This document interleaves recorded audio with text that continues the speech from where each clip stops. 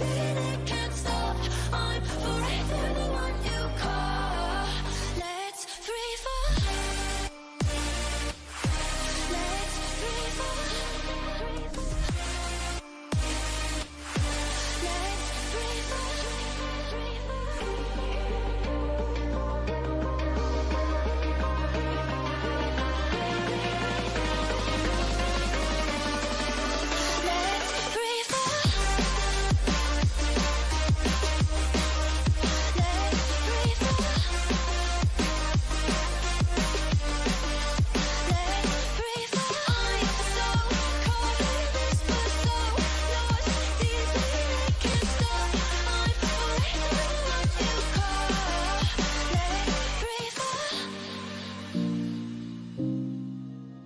Just enough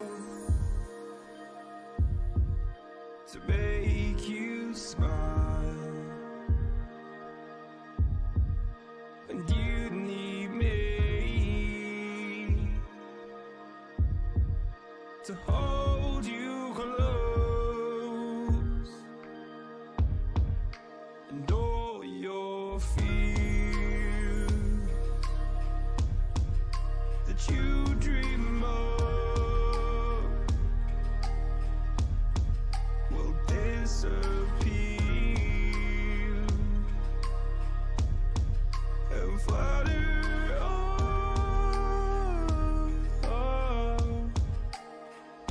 Whoa, hold on just a little.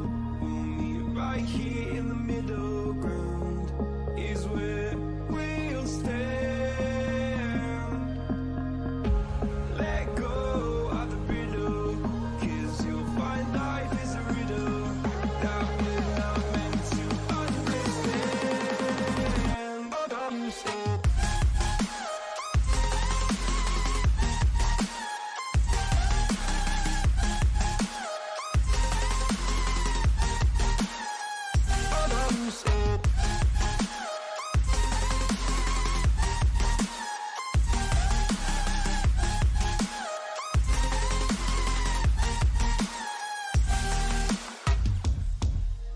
Just look on, and I'll look down, and all your fears around the ground.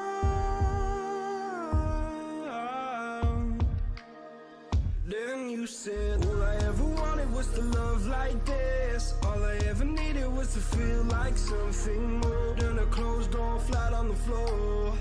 I can offer so much more. All I ever wanted was to feel at ease. All I ever needed was to get up off my feet. 'Cause I believe in love. Hold on just a little. We'll meet right here in the middle ground is where we'll stand. Let go of the brittle, 'cause you'll find life is a riddle that we're not meant to understand. Hold on,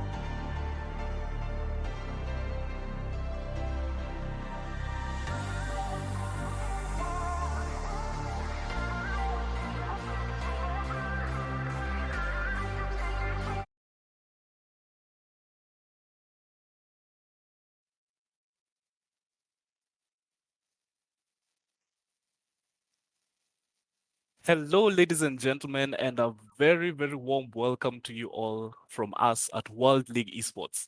WLE is your new home of esports. My name is Olympus, and I'm joined by my co-caster Sunset. How are you Hello, doing, hello. buddy? I'm doing very good. It's been so long since we've been here. Oh yeah, it's Way too long. definitely been quite a while since we've had the chance to work together like this. And that makes me all the more excited to introduce you all to the World League Esports Rainbow Six Siege Impromptu Tournament. And before we jump right into the action, as our team's already here, we can just talk about some of the general information about this tournament. So we have 8 teams that have been split into 2 pools. There's Pool A and Pool B. Sunset, do you have any comments on what you see when you look at these 2 pools? I see Vibin and Bravado separated, which which is something. Um, Honestly, I feel like the pools are pretty well balanced. A couple big teams in each pool, and then Right. the dark horses of each pool as well. Um, Price pool of the tournament, 4,000 rand. So it is quite a bit. And honestly, I'm just excited to get into it. So yeah, 4 teams in each pool. Pool A consists of Vibin, Sin 5, Phoenix, MGO, Imperial 7. Pool B, Exhale, DNMK, Bravado, and Flace Palace. I don't know how to pronounce that. I'm sorry. VP, Votus Pro. There we go. So yeah, those are the 2 pools, and we're going to be getting into our first game of this tournament, which is going to be Sin 5 versus Imperial VII, which I'm excited for. What's your predictions for this one? Well, it's always difficult to predict when you have no history with these teams. I can see some new names and some names that I recognize, like Nivek on Sin 5, same with Kiver and Vlad. But for the most part, I'm unaware as to how these teams play, as to how talented these players are. So I really can't call it. I think we're gonna have to wait until like round 5 before we can say who has the upper hand. And let's just jump right into it. Sinister 5, Imperial 7 will be on Cafe Dostoevsky. The teams are ready, and here we go. Right. Putting a couple of who ass jokes in the chat. There we go. Alright, Sinister 5 on defense, Imperial 7 on attack. Imperial used to be known as what was it? What is their old team name? I know they had an org before Imperial 7, and before that they were Vision. Um and it's been led by Miss Flick for quite a while. Sinister 5, they've been around, formerly known as Run Shark White, and they've picked up a couple new players, or just one new player, Kierva. And yeah, I'm pretty excited to see what's going on here. First ban, Thatcher. Thatcher very strong on Cafe. And that's going to be Sinister Five's ban, so fair enough. Peril Seven's attacking ban, probably. Honestly, I'm not entirely sure what Imperial 7 have in mind here. As we get right through this ban phase, I want to go back to one of the talking points that you had mentioned, and it's the cross-pollination of the South African scene. Uh, this this scene of ours is rather small, though it is growing for sure. But because it's so small, and because a lot of these people, these players, the coaches, and so on, they know each other personally, it ends up in a situation where there's always one team gaining another org or another sponsor, or players moving between teams, and so on and so on.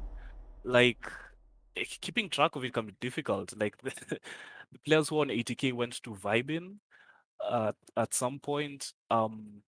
I can't exactly remember where the people who are in Bravado now came from. Same case with the players on Imperial. And I'm just kind of curious as to what you think that means for a scene like ours, Sunset. I'd say it's actually pretty nice to see like all this movement and stuff. It just Uh-huh. means it's always fresh and never really stale. Uh-huh. Um, but it does give us an issue to keep up with all the teams, all the names, and all the orgs involved in this entire thing. Um, but then again, like you mentioned, it's not that big, so it isn't really too much of an issue to to think about it. But yeah, that's a questionable ban, the Ying ban from Imperial 7, and the Valkyrie ban as well. But I haven't seen Ying for. a while. Vlad says, there we go, first round, that they're gonna have to take their tactical timeout as they're having an issue. Oh, yeah, it's never a South African Siege tournament without at least 14 rehosts, timeouts, and tea breaks. Oh yeah, we do get a fair share of those, but the time gives us the opportunity to continue to talk about this tournament. It's a Rainbow Six Siege tournament organized by the lovely people here at World League Esports, and it's a rather impromptu one because we hadn't planned to start it as soon as today. But nonetheless, we have 8 teams with us, which makes it actually very easy to organize things into 2 neat pools, Pool A and Pool B, as we had mentioned. And this tournament is going to run from today, the 3rd of September, up to the 12th, I believe, which is a Sunday. Should be the Sunday after, yeah, 12th September. Yeah, it's a Sunday, and that's when we'll be having the grand finals. Before we get to the grand finals, though, we'll go through this single elimination tournament in the group stages, such as the one we are in now. The games are going to be best of one. So it's just one map, and if you're out because it's single elim, you're done. And then we'll move over to the quarters, the semis, and the playoffs in due course. And those will be best of 3. So at least there'll be 3 maps. You have a chance to come back somewhat. And then the grand finals, the big ones at the end of it all, will be a best of 5. So there's definitely a lot of Siege to look forward to, and we will be seeing that as soon as this tactical timeout is done. I believe it's 1 minute, so should be getting right back into the swing of things. Yeah. All right. So who do you think's taking this this not just this game, this tournament? Okay, so big names, like we said, some veterans that we're used to, and some new entrants to this tournament. Um, DMK, Bravado, Vibit, these are the names that we have experience with here at World League Esports and with the South African scene in general as a whole. So I feel like it's going to come down to either one of those 3, but I really can't say. I'm gonna place my bets on Bravado. And then, so you're gonna go with Bravado. I think I'll keep the moon going. I'll say BDS take it. Sim 5 take it. No good 5? reason. Sim 5 take it, BDS take it. But if they have an Interesting. AFK a Rooney, I might have to place my bets on Bravado. And Delphox, he's AFK, he hasn't placed any Syria gates down, we still have 2 ADSs. Alright, okay, there's some ADSs being placed, thankfully. But that's not good to see Rooney standing in the middle of the site. Prep phase is over, you might want to move. Not good at all. Anyway, 2:30 on the clock, this is our first round of the game. Let's see, so much util on that Aruni that is going to place now with an AFK. Ouch. I know it's definitely going to bite Sin 5 in the back if they can't get their player into the game.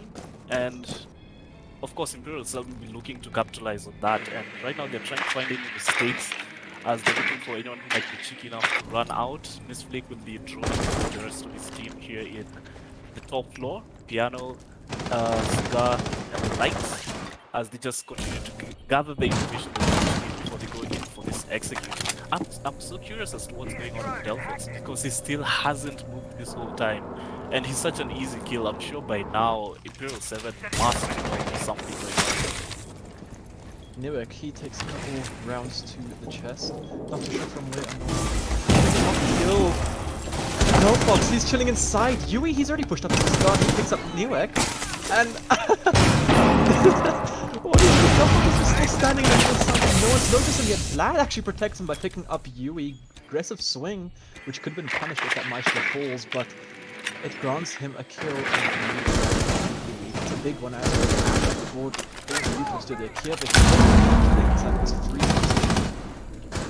Aggressive positions here from Sin 5, just taking all these gunfights, but then again, they're known to be this aggressive team. Known for all these aggressive shots. And 1 minute on the clock, Delphox, he's still up, but essentially it's a 3 versus 4 right now. Vlad is doing damage, doing stuff that he doesn't need to contend. So yet, a couple shots thrown out, Vlad picks up the crits. pusher from where? From the right hallway. So, it's Delphox. Still, Ow. you looked at him! Do you see his head? Oh my god! Oh my god! Shut! What's going on Guys! here? It's just Delphox. It's just Delphox right now. This is He's in the middle unbelievable. of side, guys. This is unreal. If he clutches this, I'm going to Oh give my heart. my The god. diffuser has been planted, and with the last This is 40 crazy. seconds, we're just going to watch this circus because I can't believe the jokes that I'm witnessing right now. Delphox is. Oh my goodness. His post plants. I have words. I literally have the words for this. He's Sunset, you're gonna have to saving take it KD. away. He's saving KD. No, actually, no. I've never seen this before. What is? Someone, please. You like, so many people just witnessing. They planted right there. They were right in seconds. front of him. Two players passed right in Dude. Delphox. Short, how have you not seen him? No way. No shot. And they're not gonna know that. They're not gonna know he's in the middle of sight the entire time. They're gonna think he was somewhere else. And That he is. didn't die either. No, They didn't kill him. They just won that round on defusing the bombs. Unbelievable. Regardless, Imperial 7, they take the round. Vlad says, Rix, that we sent a message to the Stees. 3 ops not being picked, so Goyo, Thunderbird, and Jaeger. Thunderbird is illegal. We're going to be seeing a 6th pick, but then again, I'm not sure what's going on right now, because message is being sent. Delphox, he's yet to come back. Vlad has the 6th pick. We're seeing kitchen service. This is sketchy right now. I have no idea what's going on. He's 6th. I agree with you, Vlad.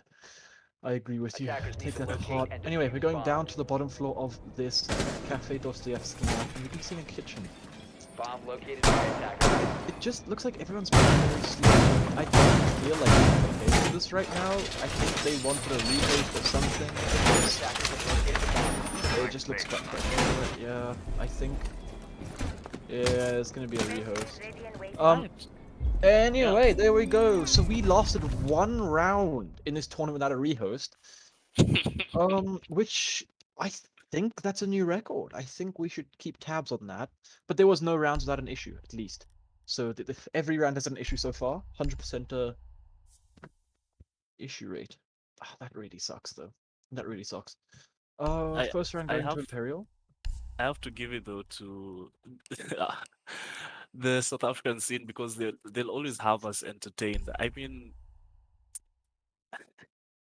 issues aside, Delphox should have been killed at some point, at multiple points in that round because he was literally standing still the entire round, right beside the bomb, right beside that bar, and 3 players passed right in front of him, and they just, I don't know if they couldn't see him. Maybe we're being too harsh on Imperial 7 because maybe they couldn't see him for whatever reason. Hey, But they won the round, right? They yeah, won the they round. won That's what that the matters. round anyway. In quite convincing fashion as well. There was a very aggressive pushes from Yui, but then again, he's known to be an aggressive player like that. But like, looking this back on the stream, so many people are like just looking at him, and he's just chilling in the middle of sight. There were other highlights to that round apart from Delphox's antics, such as Kiba playing he was playing behind that level shield. He had his ADS and mount, and I feel like he was trying his best to choose that mount position. He was streaking into that piano and he was like mom, but another highlight for me that round was that he was playing Maestro and he was letting that Alga sing. I think it was his first kills. That's actually the only kills for Sims 5 on that round was the Maestro kills. But really, like you were saying, that power position side is if something that was down, it was really easy pickings for Imperial 5 7 because they had that entire bathroom side getting bombed down super easy because all the defenders first back.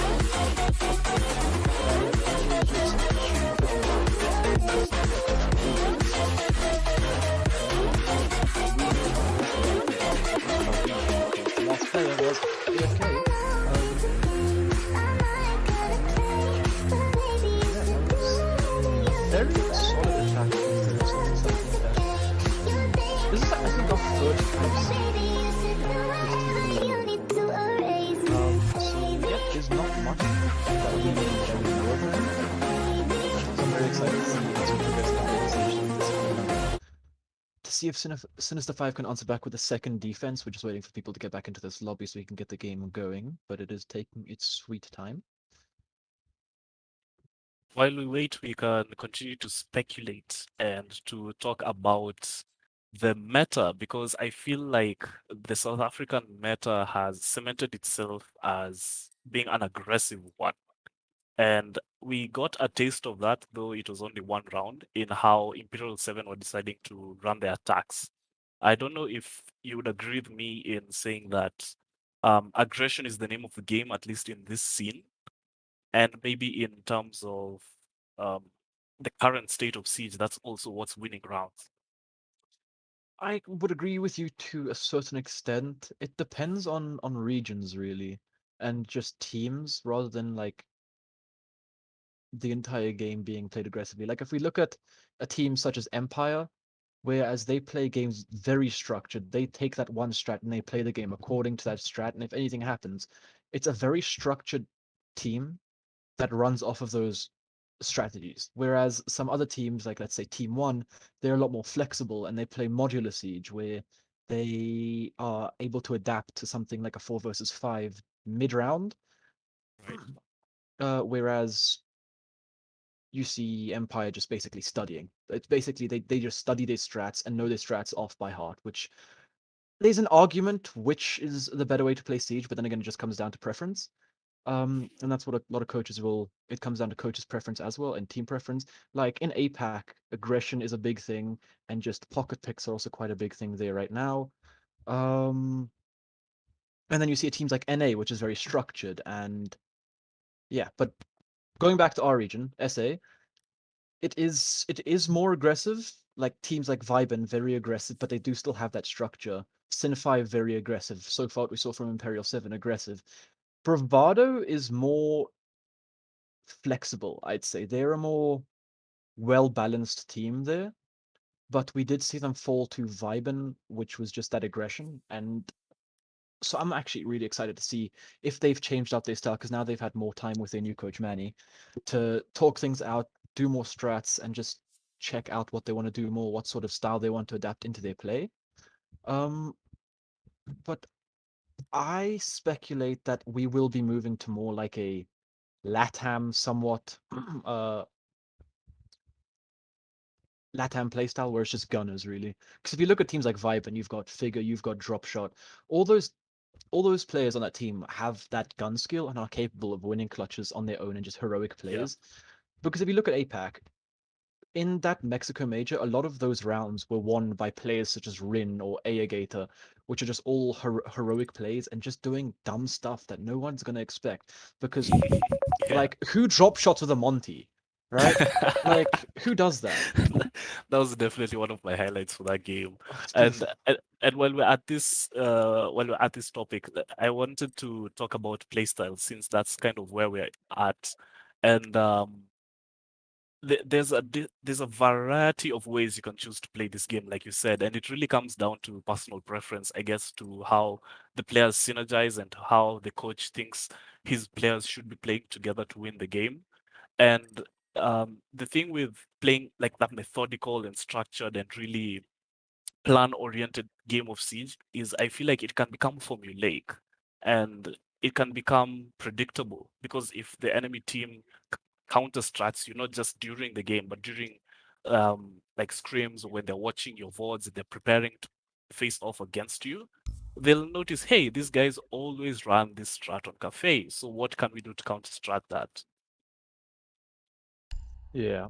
There's I feel like once the siege scene evolves here a lot more, we will be seeing a lot more counter-stratting and VOD reviews and that sort of stuff. Because right now there's only I'd say like 3, 4 teams doing that in this region. So hopefully once it's more Ubisoft recognized and just we have to reset. I made a mistake.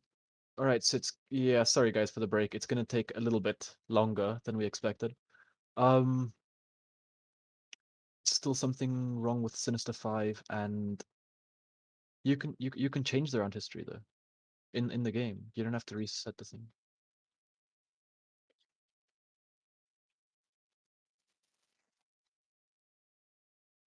What? All right. I'm not entirely sure what's going on. I'm not gonna lie to you guys. What do you mean you're resetting the score?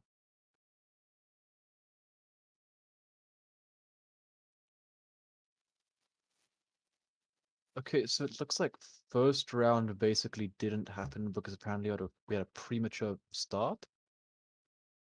That's to my knowledge.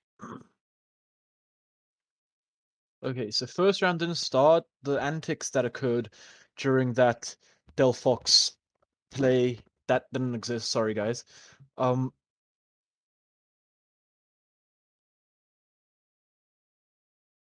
Will we be going to a break Yeah, I or think we're going to be going into a break right now because there's a lot of just yeah? confusion going around with everyone right now. So sorry about this, guys.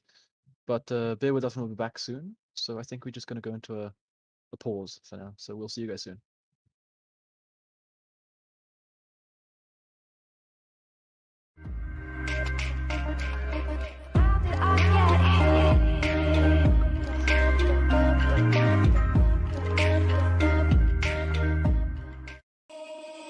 Baby, wait, I know that you're afraid, but it'll be okay if you just stay with me. And we can run from here and we can disappear, and they won't find us where we are going, dear. So baby, hold on to me, 'cause I know I can make you believe something that only we can see.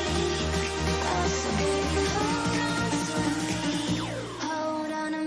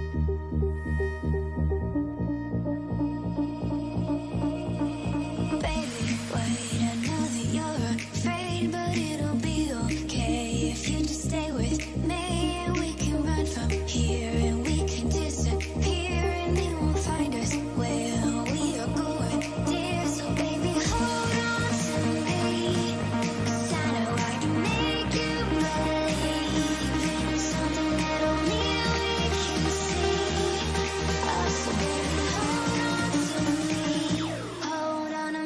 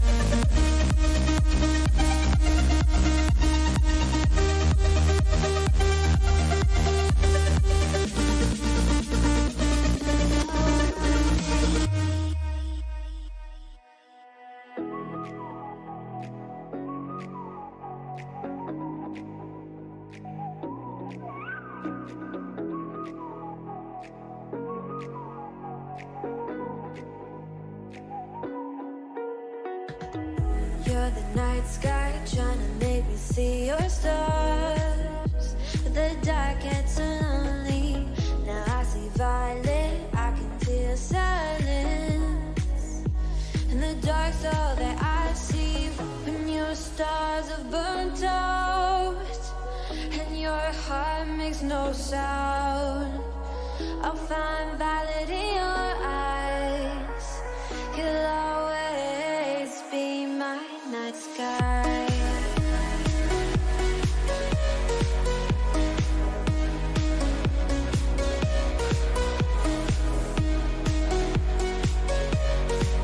You'll always be my night sky.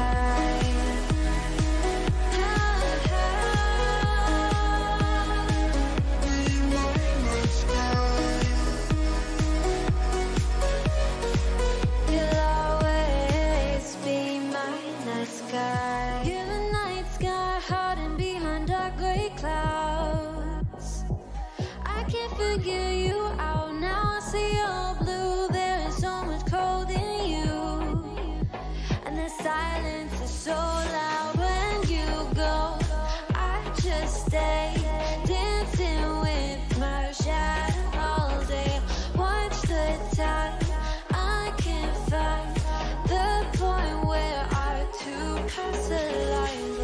But you're the night sky. I'm trying to see your stars, but I've always feared the dark. Now I see brightly. I can feel your silence.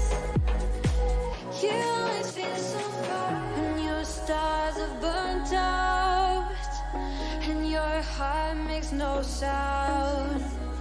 I'll find valid in your eyes. You'll always be my night sky.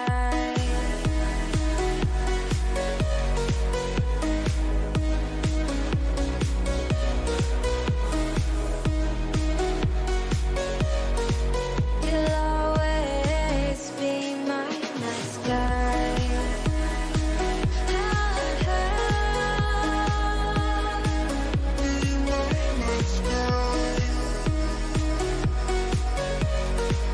You'll always be my night sky.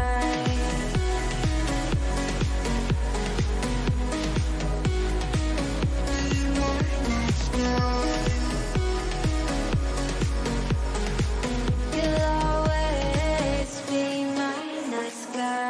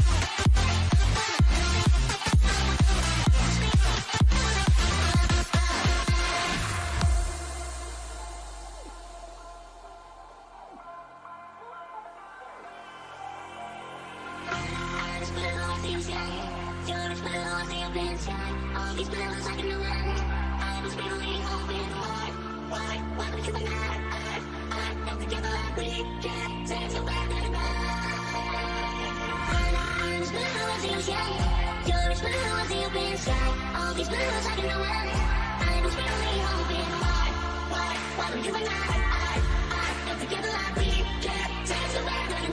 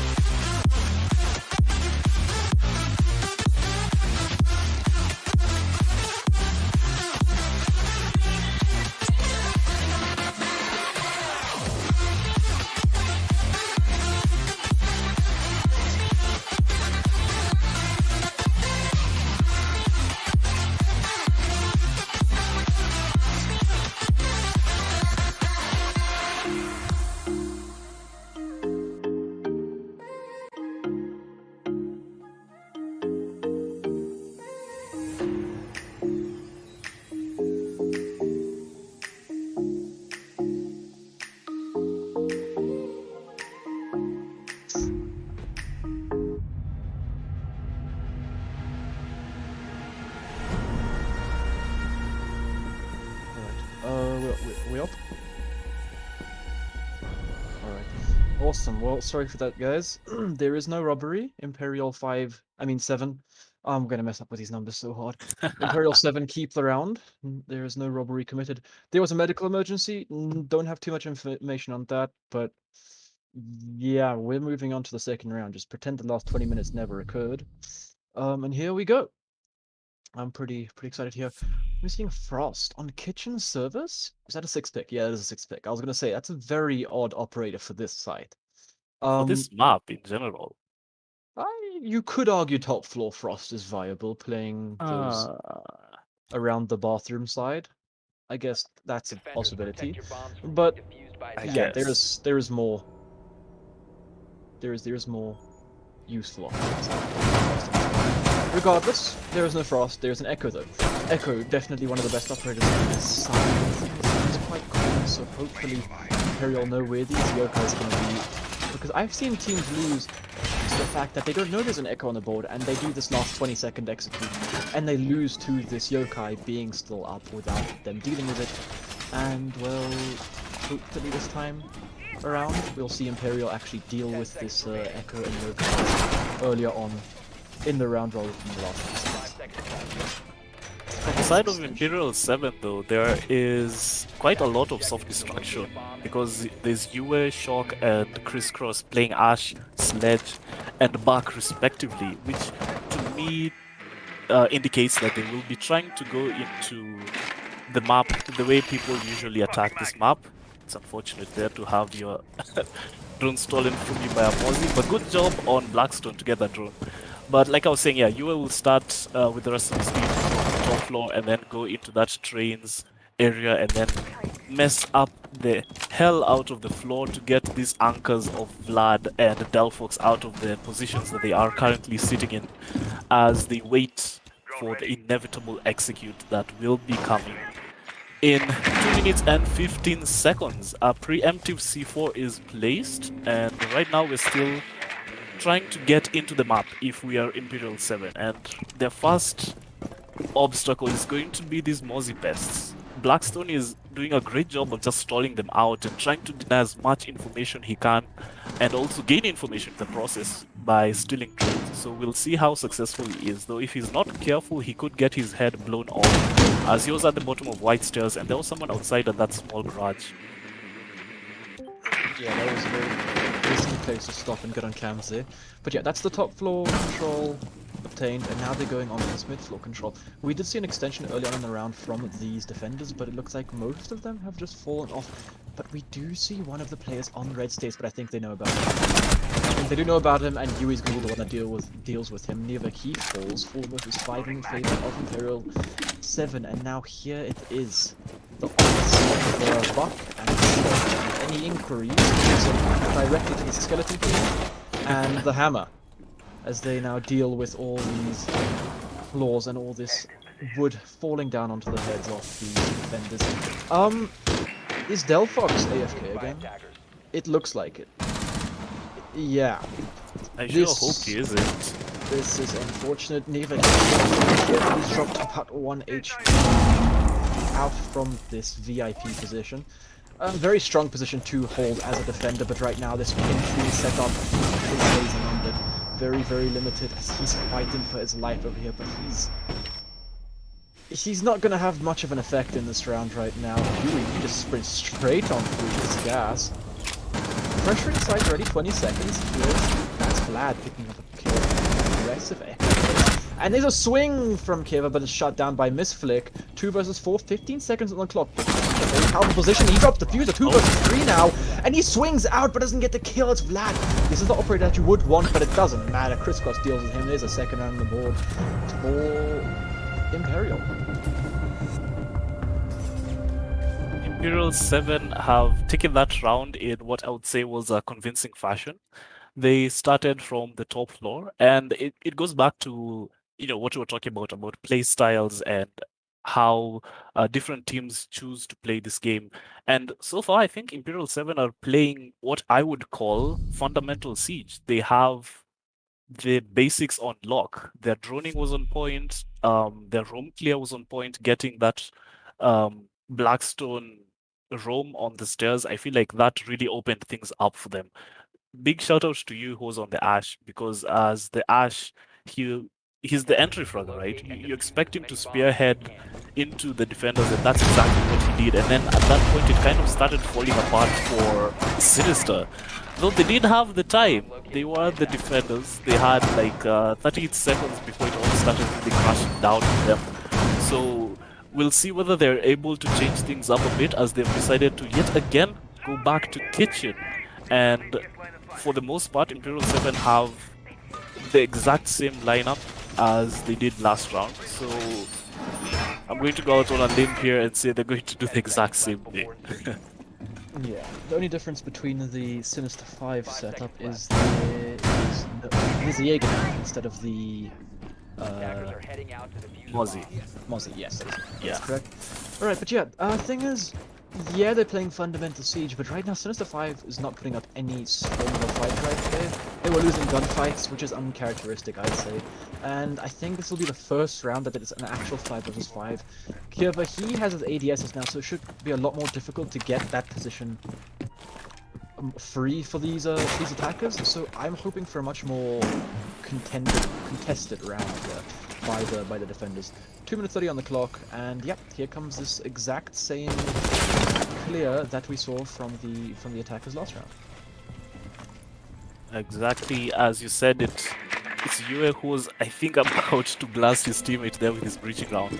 But this pick will continue on this top floor clear. It's a Gemini and an Ash breaching round that is the utility they're investing in, trying to get control of this top floor. I've not actually seen the Gemini being used and the breaching round either. We saw a lot of bark and sledge action, like you said. The trains and the museum is their office. But I want to see whether he's going to get any information from that hologram.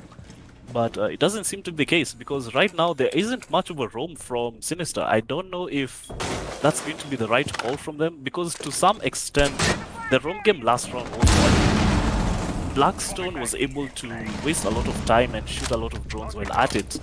And right now, no roam. Instead, it's a lot of anchoring from Sinister, and that's going to bite them in the back as 4v5 now. Vlad has been taken out by Shock, who had the SMG-11 in hand. Right now it's Blackstone here at the bar, facing off against, I believe that's Crisscross at the bottom of the ground. Well, there was roam, but they were just playing more passive roam, just getting drones and falling back, which I like the idea of, and now there's a more horizontal extension of sight, so it's just going to be difficult for them to actually get control and get this bomb down. So although almost a good shot with Chris, he drops Kiva down, but he gets dropped in return. Anyway, this is what I was saying.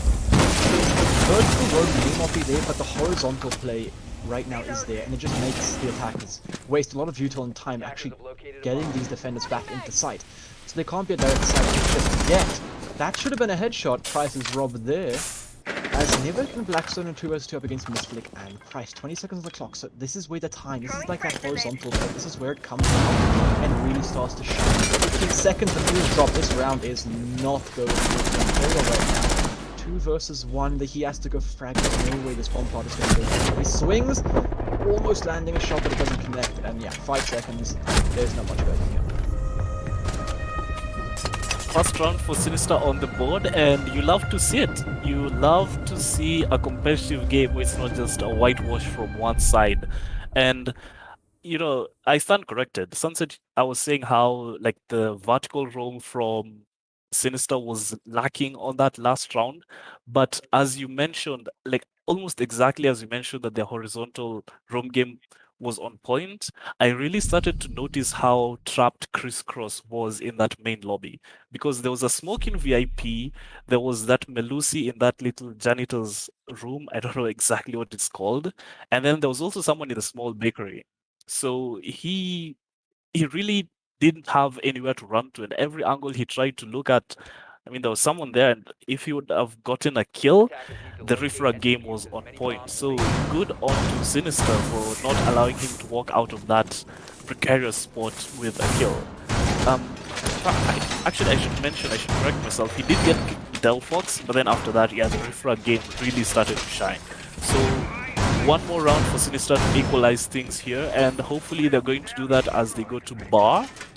And once again, changing things up, there's a clash on the board. Clash on the board. We have seen Sinister 5 run this clash before, and there's Delphox on this clash. I would like to see the clash be. Oh my goodness. So fast? That's unfortunate. 3 out of 4 rounds have been played as a... Did he at least get his ADS down? Did he at least... Nah, let's just hope. Anyway, Delphox, he's probably going to be playing around that white pixel side, and that white hallway, which will take some utility and time to get him back. But now that Vlad is dead, I'm not entirely sure what's going to go on, what's going to be substituted, and what the positions they think are more important. Delphox seems to be AFK again right now. Oh goodness. Yeah, we're going to be seeing the same type of roam, just that passive roam, trying to get those drone and fall back on the side, not letting Imperial get all that intel earlier on in this round. Kivin is playing on his pixel position. Don't see any ADSs. That's an aggressive peek from Blackstone. Is he able to pick up 2? No, Nivik was there. That is so aggressive. That's what we're saying that Sin 5 are capable of doing. Just stuff like that. And look at that. That's your ace off the board and your Buck. I know Buck has a hard breaching charge, so that's hard breach gone. That's all of it gone. And well, all of a sudden this round is on its head. It's completely been Vlad was definitely a player in this round with those ADSs, but now he's gone. And I still can't believe that the Maestro, of all people, joined in with that run out. That is... And it goes unpunished as well. Surely they should have had something to watch. This he repels in, and there's a very aggressive peek from Kieva, but his aggression does not go unpunished. Yui, he picks him up, and it's a 3 versus 3. But this one is practically running on fumes right now. Yui misses a couple of shots onto that. Finally, it goes down. No more. Wait, there's more! Yui, he's getting quite low now! Somebody stop it! Oh no, Misflick, he's down by the camera, and that's all collapsing, but as I said, he's able to fight back. Yui picks up Blackstone, and he just wants to get his kill right now. He's crawling on in, he picks it up, and he's so close to another player, but he doesn't know it, neither does the enemy plates. He'll go untouched. It's a 2 versus 2 essentially. It's like he's down on the ground. Delphox is AFK, so it's a 2 versus 1. He's put down around about no HP as well. Misflick actually recovered, so yeah, 3 versus 1. Yui playing on a very aggressive. He's gonna miss Delphox, and it's just a 2 versus 1. It's Neovek. He picks up a triple kill right now. Delphox AFK, 1 versus 1. Oh no. Oh no. Oh, I'm getting flashbacks to the first round. There it is. I'm getting flashbacks to that first round, man. I don't know if Shock is going to be able to read into the situation. He's throwing out a nade trying to get rid of this barbed wire. Surely he should see Delphox at this point, right? And there we have it. It's round number 4 in the hands of Imperial 7. And these rounds are just... I don't even know what word I could use to describe them. Because it started off... It started off with Vlad being team killed, and then Sinister 5 said, okay guys, we have to do something now to get this advantage back. So they had 2 players run out, and it shocks me as much as it does you, Sunset, that they were able to pull it off, 1, and then 2, that they were successful in getting back into the building. Because if I'm not mistaken, Price who has been playing the ace, and he continues to do so in this round.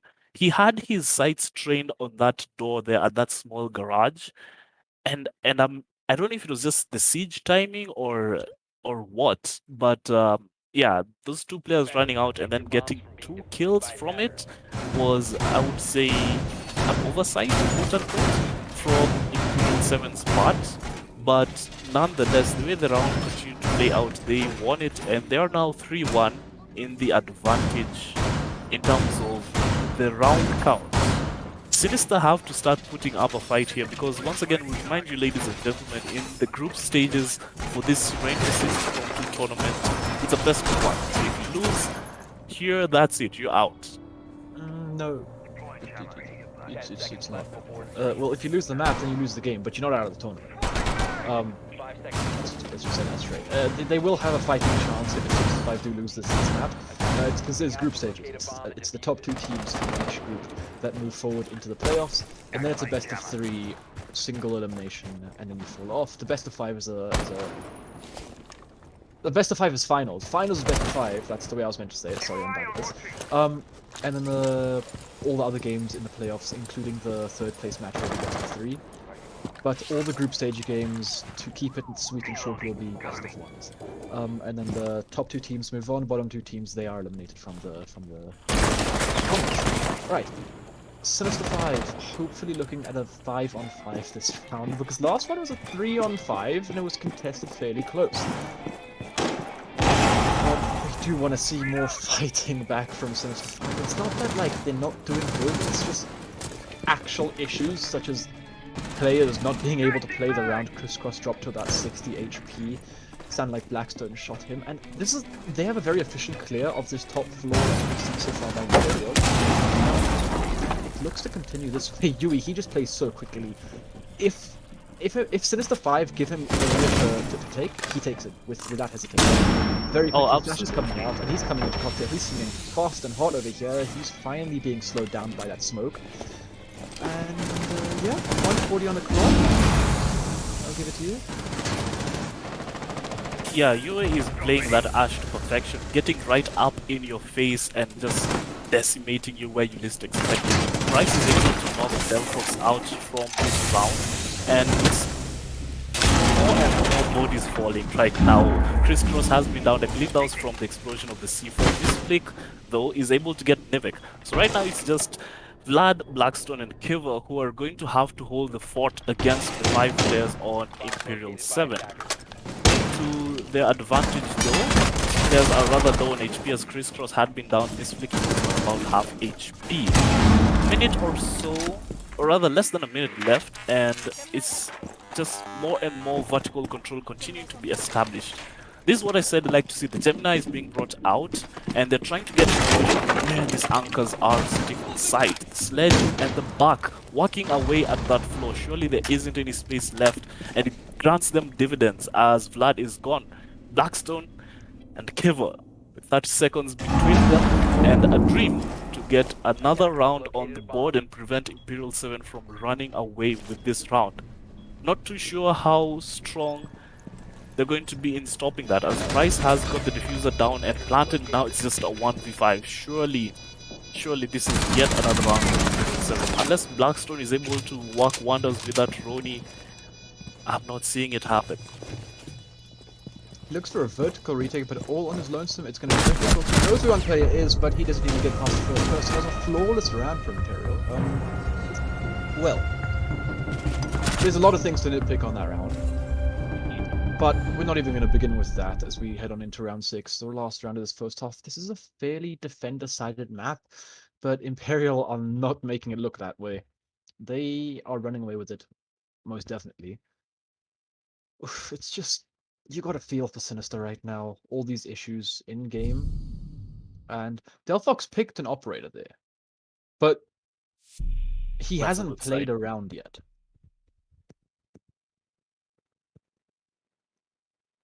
I'm not too sure if he's having any difficulties, and I sure hope he is okay, because they had hinted to there being some sort of medical emergency, so I hope that him and his loved ones are safe and they are doing well. But it's just unfortunate that he's not being able to play his full potential, to have an impact, an actual impact on this game and how things are playing out. And I think that's really throwing Sinister off. On the other hand, Imperial 7 have been playing disciplined. I would say disciplined is how I would describe how they're playing. They have their set operators who they always stick to. They have their set strats, how they clear the map and how they use the utility and so on. And it's good to see. I said we'd get to like round number 5 before we'd say who had it one way or another in this match, because we hadn't seen any of these two teams playing before in World League Esports tournaments. So right now I'm on the side of Imperial 7 in terms of who's gonna take it away. we have seen strong performances from Sinister 5. We have seen them make miracles and comebacks and win things. But right now, in the state they're playing, the only thing they're going to win is a participation award. That's really all it looks like. Hopefully it does change though, because we don't want to see 7-1 as a first game. We don't want to see an absolute... Gotta choose my words carefully. We don't want to see an absolute washing from Imperial 7 onto Sinister 5, but one of these teams have to win, and right now, Imperial 7 deserve it a lot more.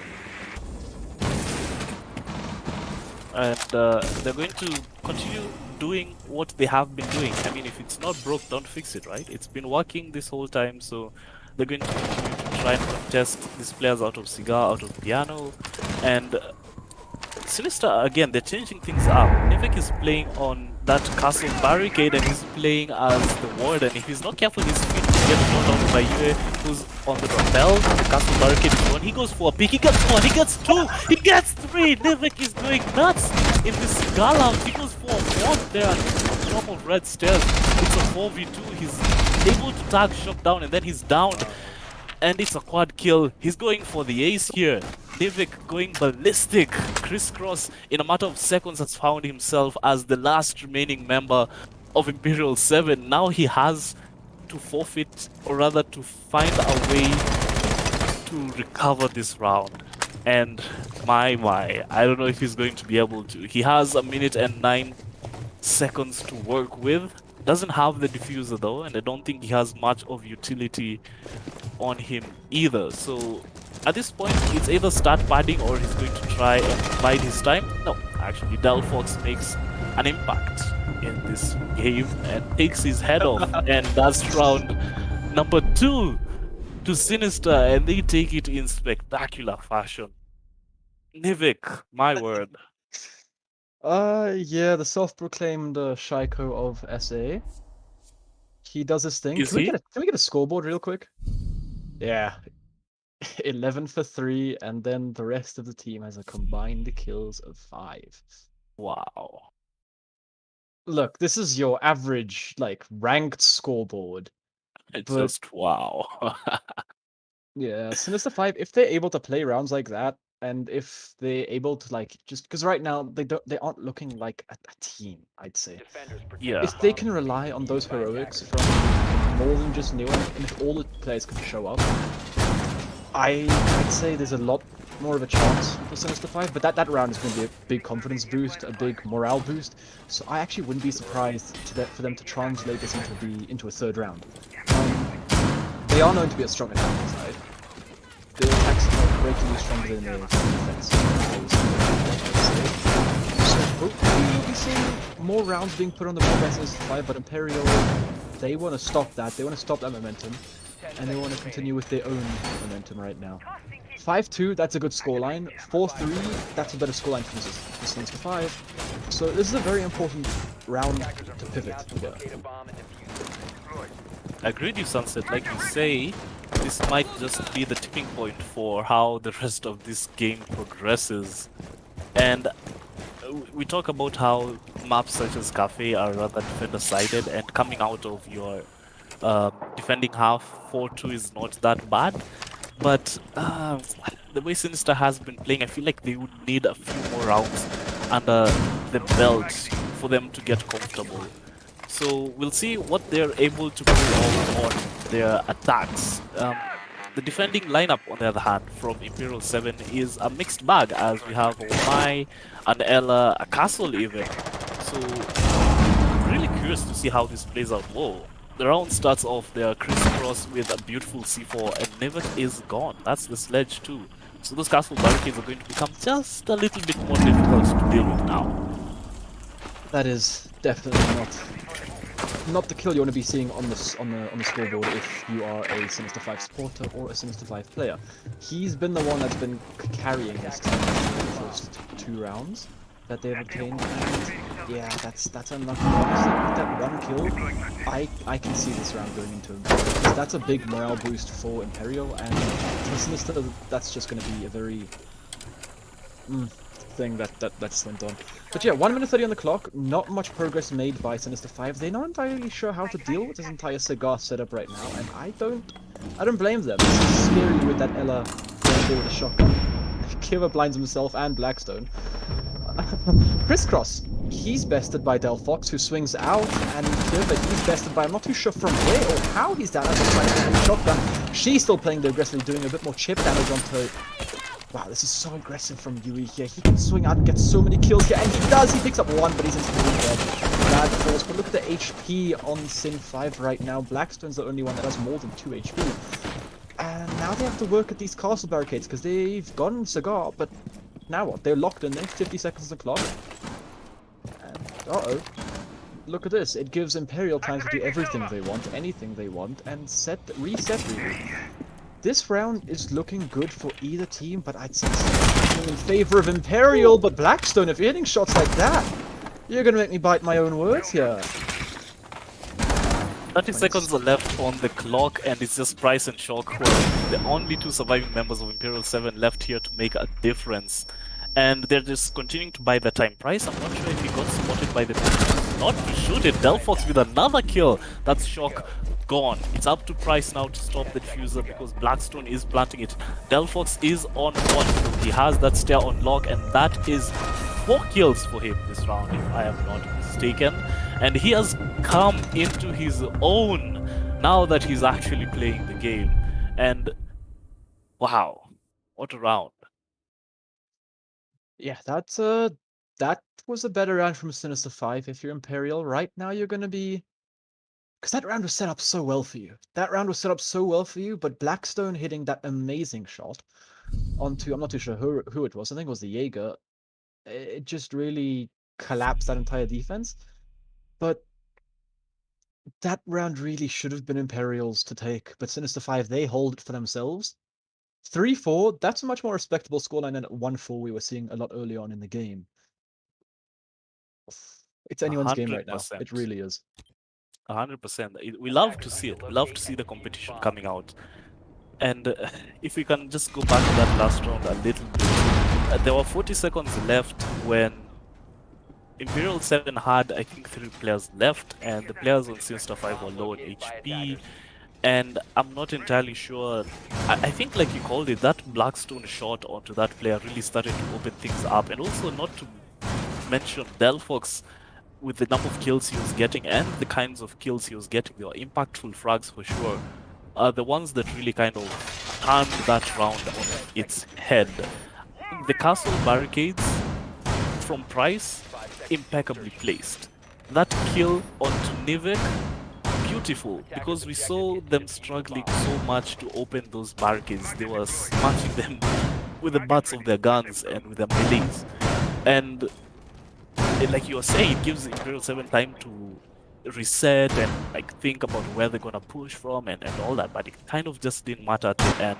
So good job onto Sinister 5, but this concerns me, Sunset, that a lot of these rounds that they have been winning have been off the backs of their star players. They have been this boy wonder plays that seal the deal.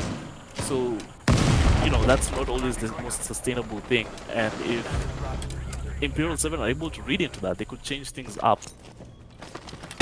To be honest, if it's working, let it keep doing its thing, I guess. For Blackstone, that's the they are very good at losing their hard breacher early round. Price, he picks up second, Vlad goes down. Look at this very aggressive play here. 2 versus 5 now, and it's a 1 versus 5. Imperial, they've woken up. And they say, what you do, we can do better with our guns. And Delphox, he's all on his lonesome. And he's going to have to use his drone to get rid of these hatches. But yeah, this is a very big shift from what we saw last round. Last round we saw very passive plays from these defenders. And I like this... not a flashbang, but I like the shift of play style that they have had here. And it's really giving Sinister 5 hassles, because this is the type of stuff I like to see from not even just South African teams, just teams in general. Just being able to like switch up from this aggressive into this passive, back into this aggressive playstyle just on command, and it really throws teams off. Like, you sort through Sinister 5 off. They thought they would be able to get this bottom floor control fairly easily, but no, they lost 4 players on it actually. And Yeah, it's not something you want to see. 1 minute on the clock this round is basically just Imperials. 5-3, it's still winnable for Sinister 5, most definitely. It definitely Yeah, is. it's not the end of the world for sure. But Imperial, if they're able to keep switching it up like this and keep Sinister on their toes and just have no idea what they're doing, then it's an issue. If they lose this next round 6-3, it's gonna be scary. Stream's just... No, it hasn't moved, it's just no one's moving. That was clear to see. Yeah. There's really not much else to say here. There's a swing, very aggressive crisscross. He's just wasting more bullets here. The swing comes aggressive. He actually picks up one. The relay coming up, but he doesn't see the flank from the red stairs. Doesn't matter. He's gonna peek on into this air shotgun, and he's he's eviscerated. He's erased. He's gone. There's not a chance he's winning against that shotgun with the concussion. Yeah, bye bye. I love what I'm witnessing today. Today has been a mixed bag. It really has. Because of all the kinds of issues we've had and the way people have been playing and all of that. It's beautiful to see our comeback into this casting thing is entertaining at the very least. And I want to touch on what you mentioned about how Imperial 7 are mixing things up, not in terms of their operator lineups, because they have been very consistent in who they're picking, but in terms of how they are Attackers need to playing. locate and defuse Round bombs. number 7, they played so passively, and Bomb I guess it located didn't by work out for them. attackers. It kind of fell apart. But that last round we just saw, it was a 1v5 with 2 minutes left on the clock. That's how aggro they were playing. They were really in Sinister 5's face, and they just really could not read into it. They could not react fast enough, and they lost the round. That's all there really is to be said about that one. So we go to Kitchen now, round number 9. 5-3 is the scoreline.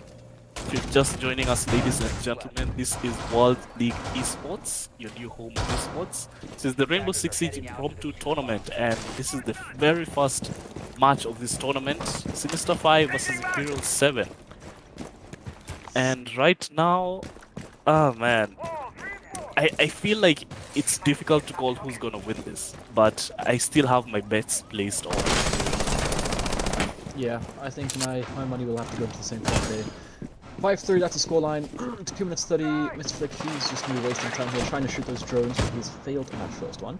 But yeah, this is typical, a typical defense you'd see from Imperial and Japanese in general. As you get this vertical play set up while playing this kitchen defense. It just makes it a lot more difficult for these attackers as they have so many more mini games to play with. First, they have to get control of top floor. Then they have to get control of middle floor, and then they have to go for the executes. It's just a lot of stuff to deal with before you're able to actually go on to this execute. But all of that, all those issues can be solved with manual gunfights. And over there, I love to see that from you. He just runs away, but that's a good read there. Kieva, he's set up on the white hallway. He tries to shoot his own drone there. Which... There's the C4, but it misses completely, and Blackstone, he drones out the Mozzie. More intel on these defenders. A great shot from Misflick, though, as he balances it out, and it's going to be another one! Oh my goodness, Misflick, calm down. What did they do to you? Here comes a grenade, and he actually runs more into it than away from it, I'd say. And he's on half HP now. He's going to swing wide. So much aggression. Goes with 2 kills, but that's alright. 3 versus 3. Look at the time, 1 minute 15, and they still don't have control of this second floor. Shock, he might just fall out. He's going to shoot this drone and probably fall out here. And that's, I think, what's going to happen. Last time we saw them attack kitchen, they had 1 minute 20, and they were already breaking the floors. Now, they have 55 seconds, and they're only getting some of these angles. There's also much usual to be dealt with downstairs as well. The Ella shotgun, the mute, the castles, all of this. Oh, no, Ella shotgun, sorry, the LSMG this time. But yeah, dropping into pigs is... sorry, freezer, that's what lateral colliders. Dropping into crucial is going to be very sketchy because you don't have the intel. All your drones have been taken off the board. Look, you only have 2 drones left. So you're only getting the wall open now. There's all the intel. You don't know it's going to be back using it. And now Imperial trying to set themselves up. 20 seconds, they still have a C4. And this round should be Imperials. 15 seconds of C4 getting prematurely ripped. I don't like that. That's a 3 C4 that was a waste. But it doesn't matter. 1 versus 3. It's on Vlad. It's not gonna matter. Yeah, right. That's what I'm saying. Great defense, but really there wasn't much that could have been done there on the side of Sinister 5. They could have translated into more of a direct site hit instead of going for this roam clear once they saw the setup, because it's so much util on the top floor and the mid floor. You can casually avoid that by just going for a bakery take, and all that top floor util is a waste.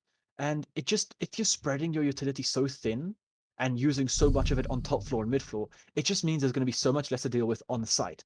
So if you see that all that utility is being deposited on these other floors other than the side floor, you could just go for a direct site hit and take bakery, and then it's a lot easier to actually get control of it and get the bomb down, because it's going to be basically a glorified 5 versus 3, let's say, with a lot of utility to get through. But they didn't read into that, and it is not a take that is more common. But we move on to match point now. 6-3, Reading Room, arguably the best side on this map. Let's just see if Imperial can make it look like the best side on this map. Because teams tend to either hit or miss this site fairly easily. And last time we saw Sinister 5 play the side, it was a miss completely. It wasn't even, they weren't even hitting the dartboard. The dart wasn't even close. Yeah, but the dart fell apart mid-air. It didn't even reach the wall. It was a flawless round from Imperial. So let's just see if Imperial can get a good defense. They have 3 rounds to close it out in regulation. Otherwise, we're going into overtime.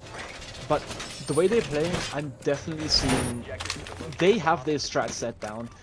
Whereas Sinister 5, they look quite sketchy. They look... Once something falls apart in the beginning of the round, they don't really know how to pick it up. Right. They don't have that game sense, it looks like right now. That's not something you'd like to see. Because we've seen Sinister 5 be able to get through obstacles and everything like that, but right now they're just looking like a different team. Nivek, he takes some damage earlier on, and yeah, it's just different teams right now. Imperial, they're looking so very strong. I love how Imperial are playing, because that last round their defense was so solid.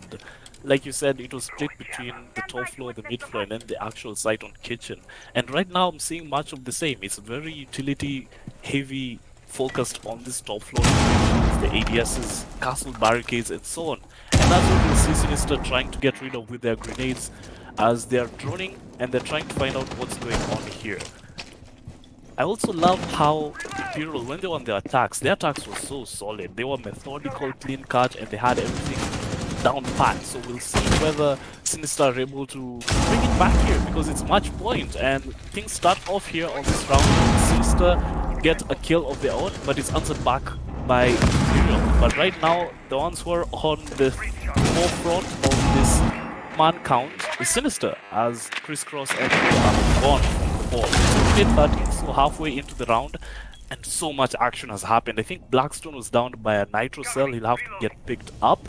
Mistflick as the Pulse, he continues to play here on the A bomb site, get his heartbeat sensor out, try to find some information. And I think off of his information is where Blackstone got down from. Inside of the attackers though, Nivek will continue to walk away at this wall, and that's beautiful teamwork there. The drone pinged the jammer that needed to dispatch the ball, and now the ace can walk at the wall. Blackstone with his gun though is able to get a kill of his own. Shock tries to find one, but he is taken down. It's a triple kill for Nivek this round. It's up to Mistflick. He has the UMP and a dream. 40 seconds to make something work here, and it's a good read from Sinister, because now they've decided to go to reading. I think that's where they're going to focus their attack on. That's where they're going to try to get this advantage. But these angles that had been opened up here will give Mistflick a few kills. He's got so many angles to work with in the hallway, in the closet, and onto the B-bomb site itself, and they're eventually way too many for him to keep track of, and he's taken down. And oh my word, for so long I thought that round was going to go into Imperial's favor, but somehow Sinister are able to bring it back. To be honest, that round was very Sinister-like from the beginning. The way they got that top floor control very quickly and dispatched of all that util, and then had that 4-3 man advantage, the the round was Sinister's that entire way. Because the second you're defending reading room, and you lose that top floor with over a minute and 30 left, it's very difficult to regain. The only way you can play the round basically is to go for that top floor retake. And they didn't go for that. Instead, they decided to play downstairs and just play angles. And that didn't work out because once the verticals opened, it's tough to be able to rotate anyway safely. And that's exactly what they did. They cut off those rotations, they got those walls open. And now we're going top floor, which is. Yeah, they won top floor last time. So this is a better chance for Imperial to close it out here. And after this, we're going to Kitchen. And Kitchen was a very strong defense for Imperial, I'd say. Definitely one of the strongest. Yeah, for sure. So Sinister 5, they got better at getting rid of that util and getting that top floor control faster, but now they need to work on those executes. So obviously, last time we saw this round go in favor of Imperial, which was a much more aggressive way of playing it. So now we're just going to see how it's going to play out this time. It's going to be more passive, or destructive, or it's going to be more flexible and aggressive. There is no Ella, so it's going to be not as aggressive as that Ella inside a cigar, which makes sense because you've already brought it out twice, so now it's going to be more easier to deal with. And Sinister 5 know what's going on, but you're switching things up. I like it again. The mental games, more switch up happening. So Sinister 5, it's going to be more work for them to figure out how they want to go for the cycle. Really interesting at this point because of the two defenses we have seen, okay, three counting this one, Imperial won one and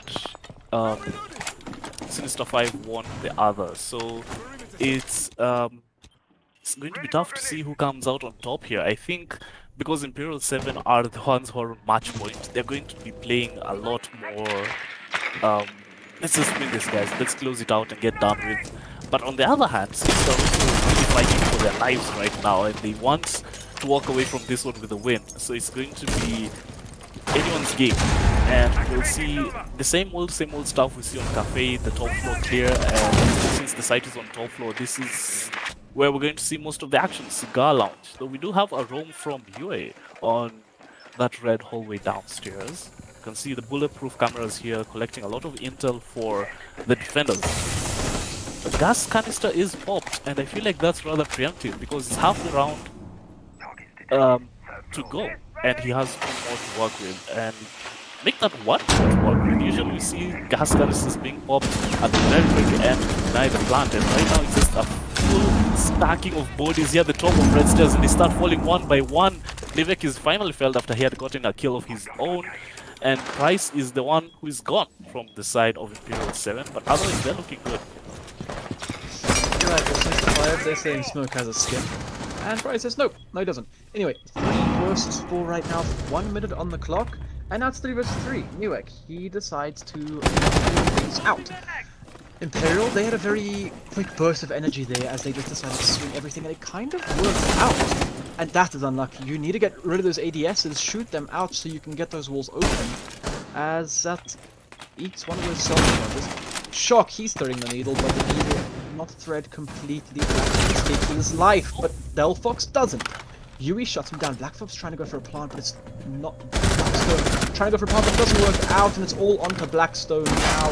Livek's bested, and this round is collapsing. Sinister 5's hopes lay in Blackstone as he pushes up, and he picks up the first. 1 versus 2. He gets in the freezer. He doesn't pick up the second, though, and that is GG. Misflick closes out the map. Imperial 7 taking it 7 till 5 to 4 to 4. 7-4, yeah. Yes. 7-4 is the scoreline that we will walk away from in our first match of the WLE Rainbow Six Impromptu tournament. Like I said, it was a mixed bag. It was entertaining, It was sad at some points because Delphox couldn't really play, and it was all manner of things. I am so excited at the end of the day to get back into casting and to see Siege action. And hopefully, as this tournament continues to go, we'll continue to see more and more competition and more hot matches that are lined up. Yeah. If I'm not mistaken, there's yet another match in a few minutes. I think there's 2 more. I think there's 2 more today. Apparently, Smoke had a skin. Uh,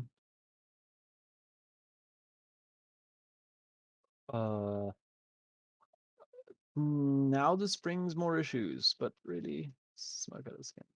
Issues have been the name of the game today here. More issues in the siege right now. We are not too sure what's going to go on, but Sinister 5 claims that Smoke had a skin. Smoke does admit he did have a skin on, but yeah, let's just see what happens. That's unlucky. They're rejoining the lobby. It looks like we're redoing the round. The game is not over. Oh my, oh my, oh my.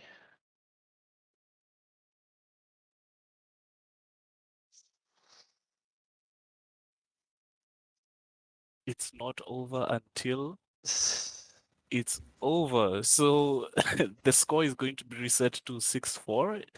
If I'm not mistaken, I think we should get an admin on this to sort this out because I am just as confused as anyone else is. It'll be 6-5 in my case. Let me give the round. What we started? Order? Let's go. Let's go. You think I'm gonna play, but baby, you should do whatever you need to erase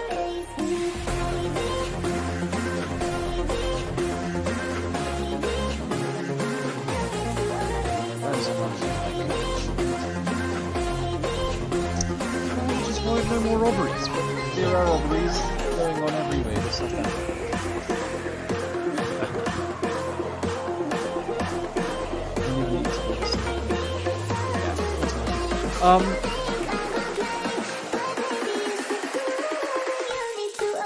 We can talk about our general thoughts on how that match played out when we get everything sorted. And I have a few comments, a few things that I've written down here in my notes. And Devik, he is the player that just comes to mind in this. He's the standout for that game. And you said he's the self-proclaimed Shaiko of SA. I think he was living up to that title in this matchup.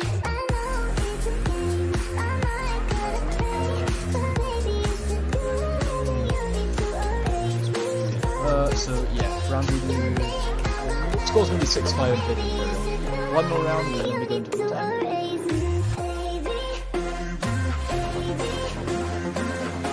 I don't know. Sinister 56.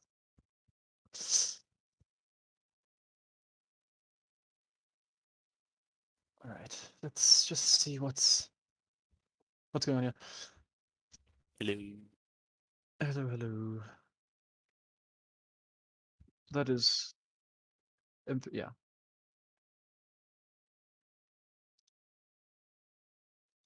No, it's VII. Not IIV.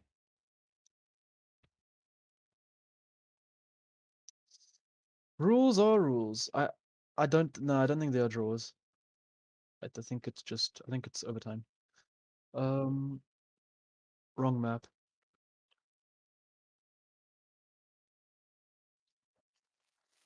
Yeah. We're gonna be going into a short intermission, guys, as we set up the game again, and we'll be getting on into it. It's gonna be 6-5 in favor of Imperial. One more round, we go into overtime. So yeah.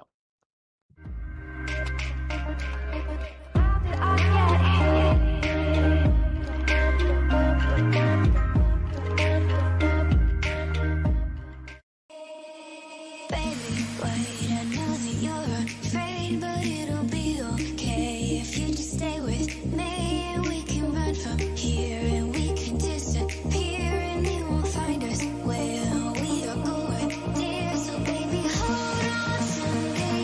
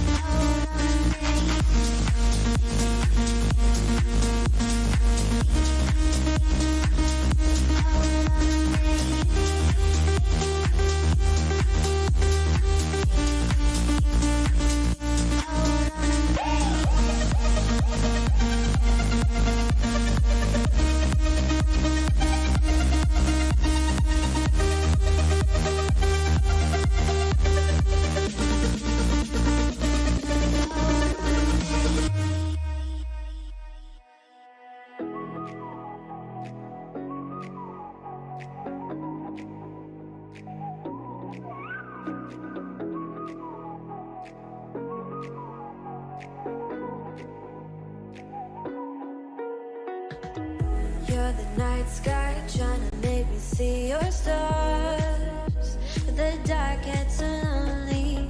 Now I see violet, I can feel silence. And the dark's all that I see when your stars are burnt out. And your heart makes no sound. I'll find violet in your eyes. You'll always be my night sky.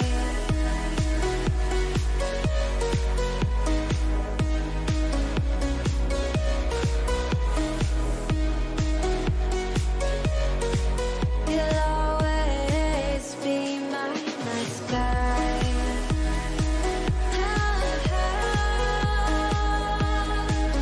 Be my night sky. You'll always be my night sky. You're the night sky hiding behind dark gray clouds. I can't figure you out now. I see all blue. There is so much cold in you, and the silence is so loud when you go. I just stay dancing with my shadow all day. Watch the time. I can't find the point where our two paths align. But you're the night sky. I'm trying to see your stars, but I've always feared the dark. Now I see violet. I can feel your silence. You always feel so far when your stars are burnt out and your heart makes no sound. I'll find violet in your eyes. You'll always be my night sky.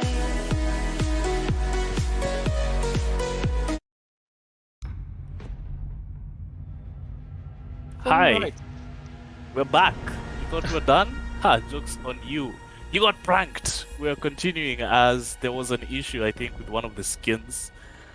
And it's not yet done until we say it's done. And right now, it's match point. The score is 6-5 in the favor of Imperial 7. Imperial 7, 6-5. That round went to Sinister 5.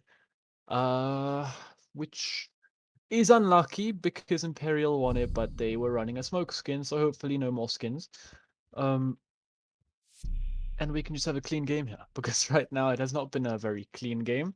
There's been quite a few issues on the side of Sinister 5, and quite a few issues on the side of Imperial. To say the least. That's putting Yeah. it lightly. Kitchen.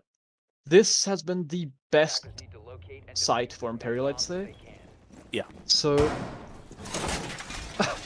it would be quite unfortunate if Imperial just absolutely destroys Sinister this round after everything that's going on. But yeah, Sinister 5, they have another shot.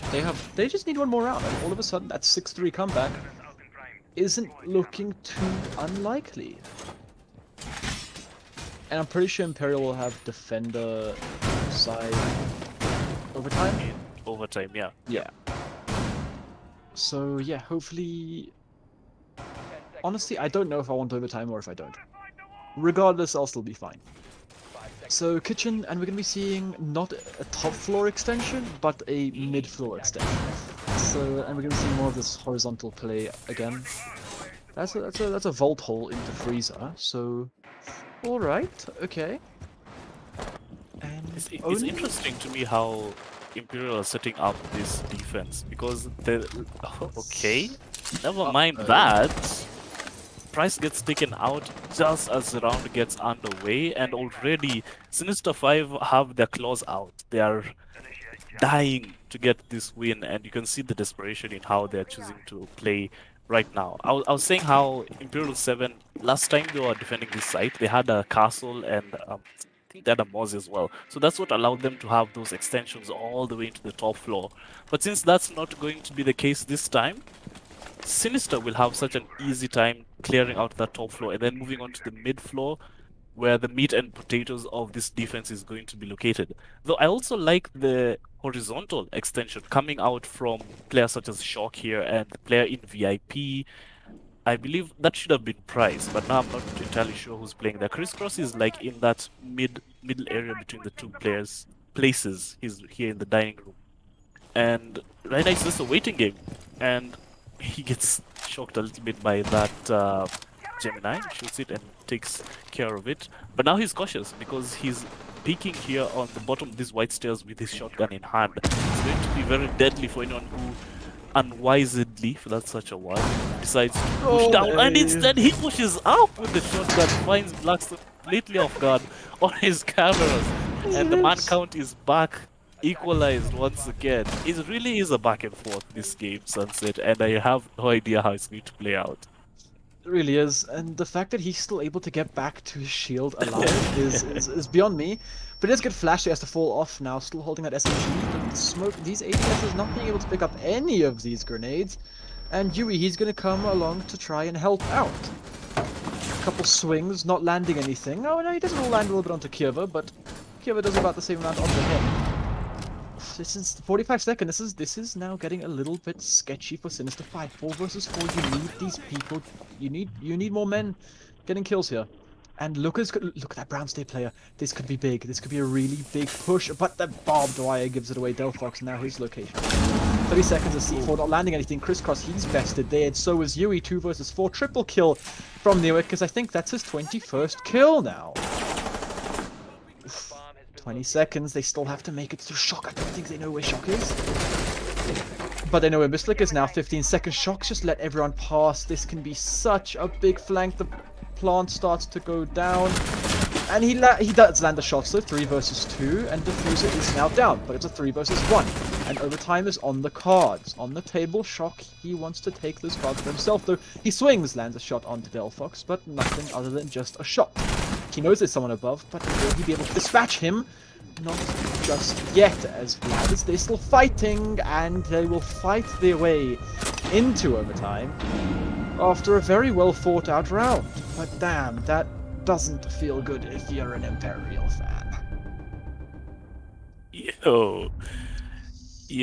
That's definitely not a good round for Imperial. It was definitely a good round for Sinister though, because oh man, that opening pick, I think that kind of it put Imperial on their toes. Though Crisscross was able to bring back the man advantage with his shotgun there on white stairs, it wasn't enough. And that was also quite a risky play on his part. If he had been, I mean, it was up to Blackstone being off guard on cams, right? So if Blackstone was ready for someone pushing up those white stairs, it would have been an even, I guess, faster round for Sinister to victory. And since the man count would have been so much more in their favor. But right now, Imperial are again on defense, but this is overtime. So there are 3 rounds here in which they could make a difference. I think that they should stick to what's working. They were playing on Kitchen with that really solid defense that we were talking about on round number 9,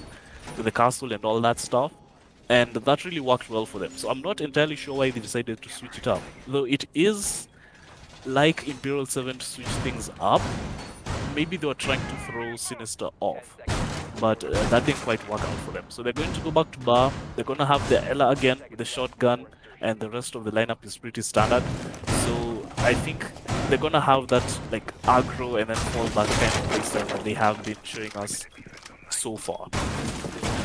Honestly, I feel like the mental of Imperial is just quite shaken up right now, because they had the game 6-3, they technically won the game and then were brought back into the server, and then they lost it and now they're in overtime. So yeah, they might be quite shaken up with that, but hopefully they're able to keep themselves in this game right now. Here's a C4, and that C4 could get a kill, but no damage. That is...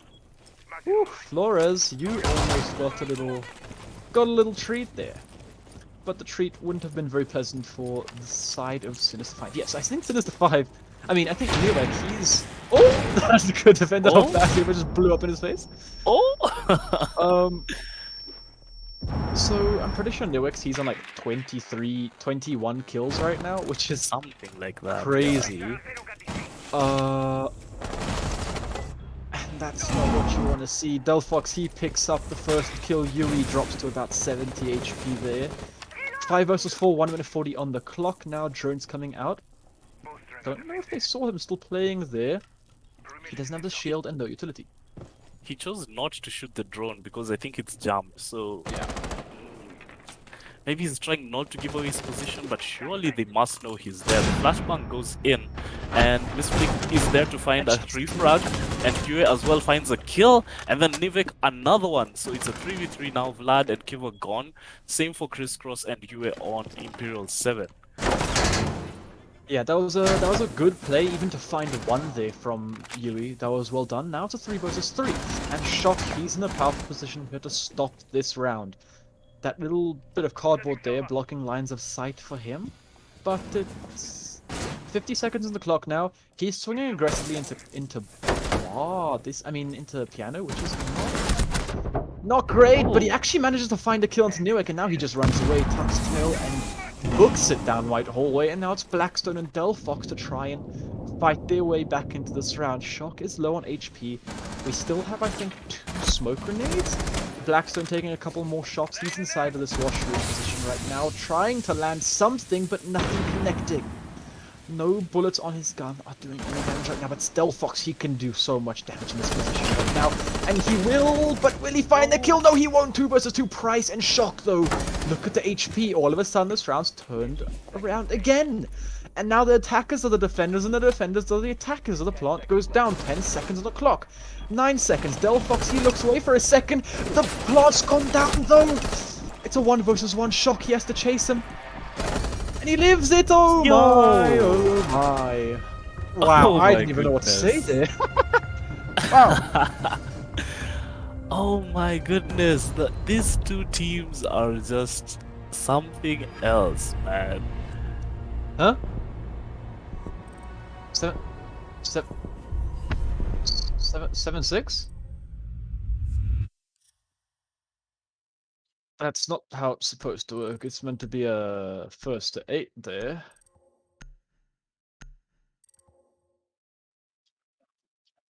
Alright. Well, believe it or not, you're not going to believe the next words that come out of my mouth, actually. You're not going to believe this, guys. We might have had another error here. So, yep, we've had another error. Niksha, you say you're going to start at 8. I feel like 9 at this point. Yeah, so something happened there. And we're going to be going into another rehearsed. That's a third. What's the most amount of rehearse we've had? I in a feel tournament? like this is definitely up there. It's This is setting up some there. kind of record. Yeah. This is close. Yeah. This is definitely like contending for the most amount of rehosts in one game. And I feel like this surely is probably the most errored game because of like those first couple of rounds of Oh, man. Delphox and then the skin. And then there hasn't even been tactical timeouts or actual rehosts. It's just Man. been a little game of Oh, oops. Messed up again. Let's start the oops, lobby I all over did again. it again. Oh, man. I feel like I'm a you know the clown emoji? That's how I feel right now. Because I was here thinking that this would be like a 1 hour stream, but it's definitely gone a lot longer than that. I forgore.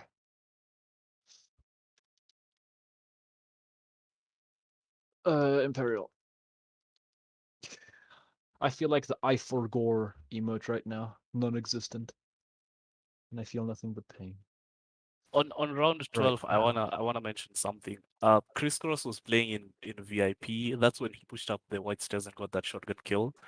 When he was getting flashed, he was just standing and facing the corner of the room, and then the flashes had no effect on him. And this is why I'm talking about it, because the changes that are going to be made in, I think it's the next patch or the one after that, where the flash detection is going to be improved so that no matter whether you're looking at the flashbang directly or away from it, you're gonna get flashed, but it's going to vary depending on the distance, and I think also the obstacles between you and the Flash in the You're room. not gonna believe this. 35 minutes ago, Ubisoft posted, alert, AFK abuse will be sanctioned. Mr. Delphox? I'm looking at you. Delphox gets banned mid-game. Unfortunate. Yeah.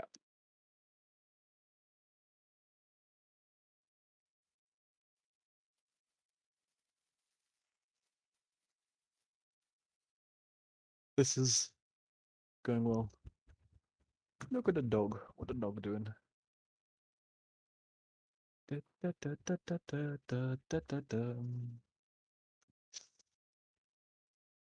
I'm gonna cry. I'm gonna break into tears in a second. This is crazy. A team has already been declared the winner. That's the first time I've seen that. Please don't do national rules.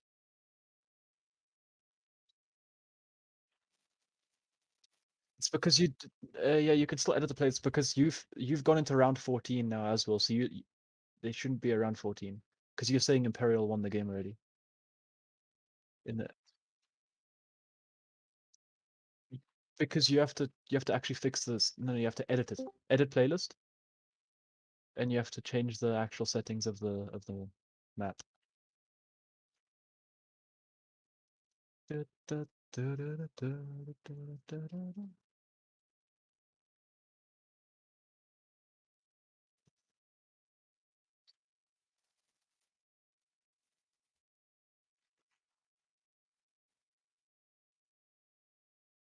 Yeah.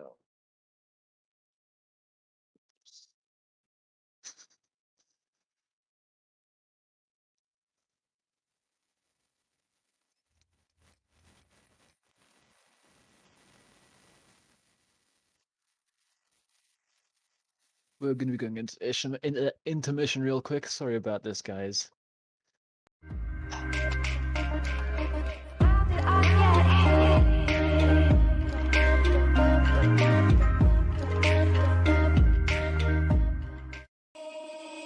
Baby, wait, I know that you're afraid, but it'll be okay if you just stay with me. And we can run from here, and we can disappear, and they won't find us where we are going, dear. So baby, hold on to me.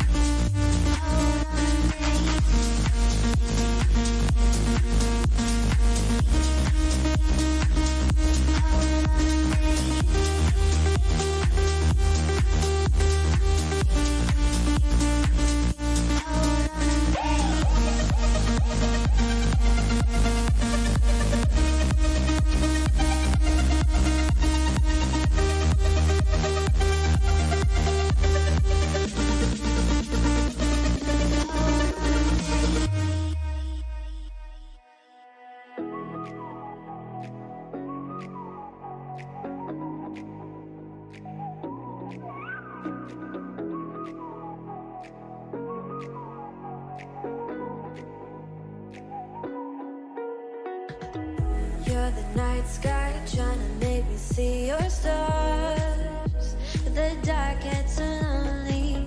Now I see violet, I can feel silence. And the dark's all that I see. When your stars have burnt out and your heart makes no sound, I'll find violet in your eyes. You'll always be my night sky.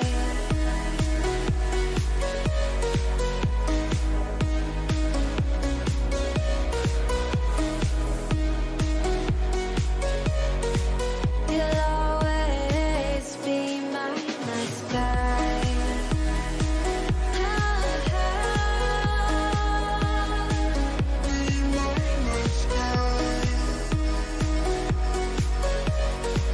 You'll always be my night sky. You're the night sky hiding behind dark gray clouds. I can't figure you out now. I see your blue. There is so much cold in you, and the silence is so loud when you go. I just stay dancing with my shadow all day. Watch the time. I can't find the point where our two paths align. But you're the night sky. I'm trying to see your stars, but I've always feared the dark. Now I see violet. I can feel your silence. You always feel so far when your stars have burnt out and your heart makes no sound. I'll find violet in your eyes. You'll always be my night sky.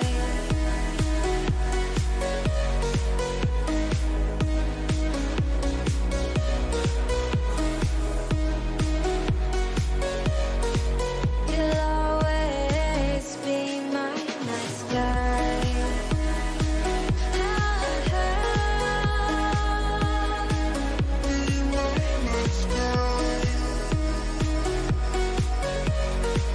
You'll always be my night sky. You'll always be my night sky.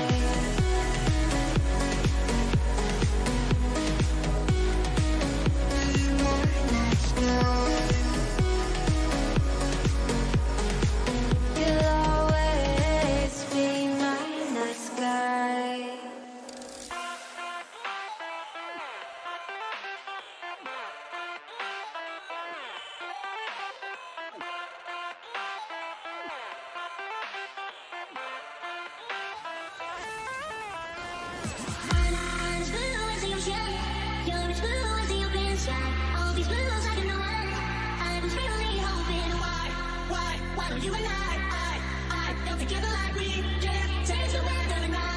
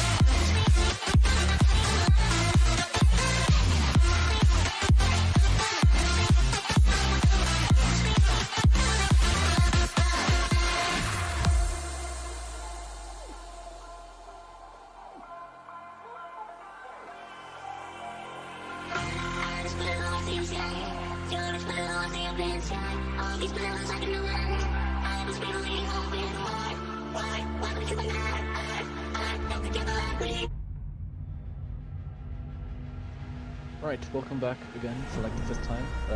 We hope people are still with us. And Del Fox is calling a rehost. I'm kidding. I hope he's kidding. Ain't no way. Wow. Sorry, bro. Don't care what skins there are. At this point, we just want to be done with this. Oh my goodness. Oh, is there an attack? Oh my god. Uh, Imperial. This is a joke. This has to be a joke. Someone pinch me right now. This is unreal.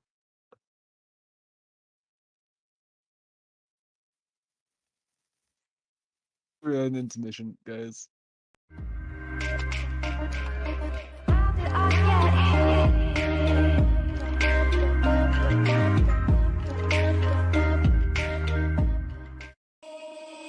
Baby, wait, I know that you're afraid, but it'll be okay if you just stay with me. And we can run from here, and we can disappear, and they won't find us where we are going, dear. So baby, hold on to me, 'cause I know I can make you believe something that only we can see. Oh, so baby, hold on to me, hold on to me.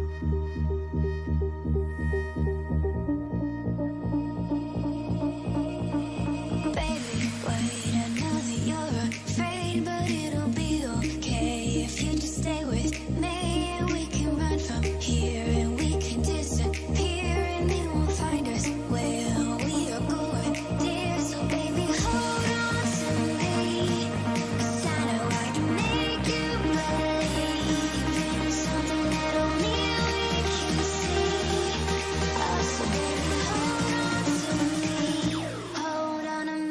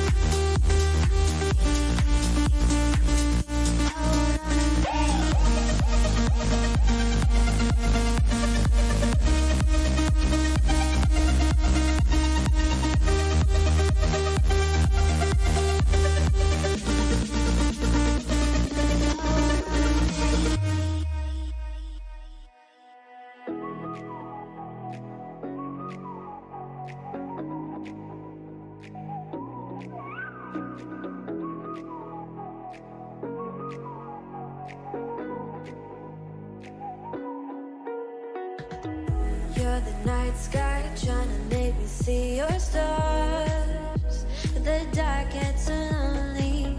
Now I see violet, I can feel silence, and the dark's all that I see. When your stars are burnt out and your heart makes no sound, I'll find violet in your eyes. You'll always be my night sky.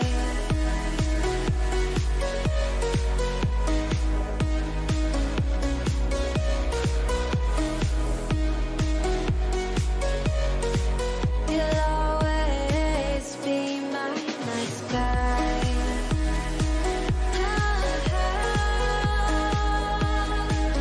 Be my night sky.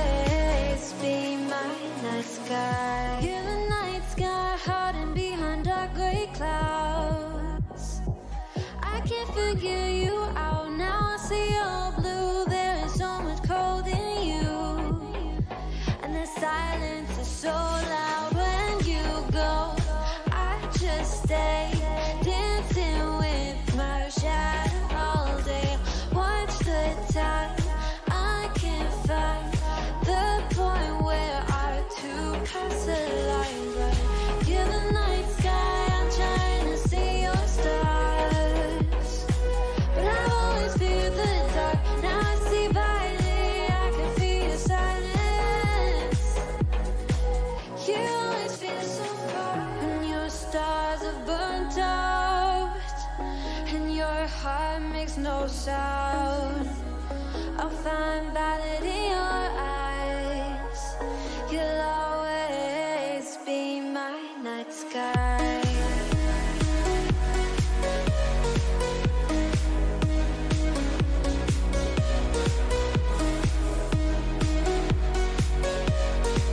You'll always be my night sky.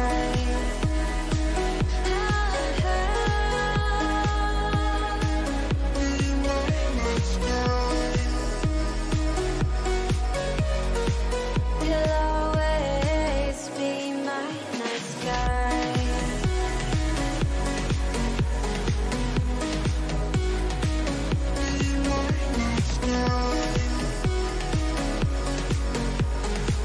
You'll always be my night sky.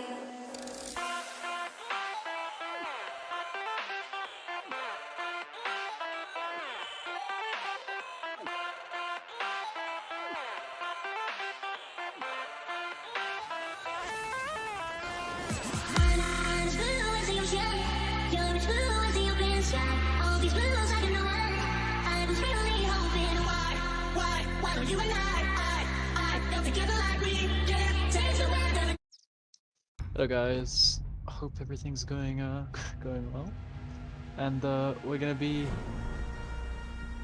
into this game. We are. I think it's correct. I hope.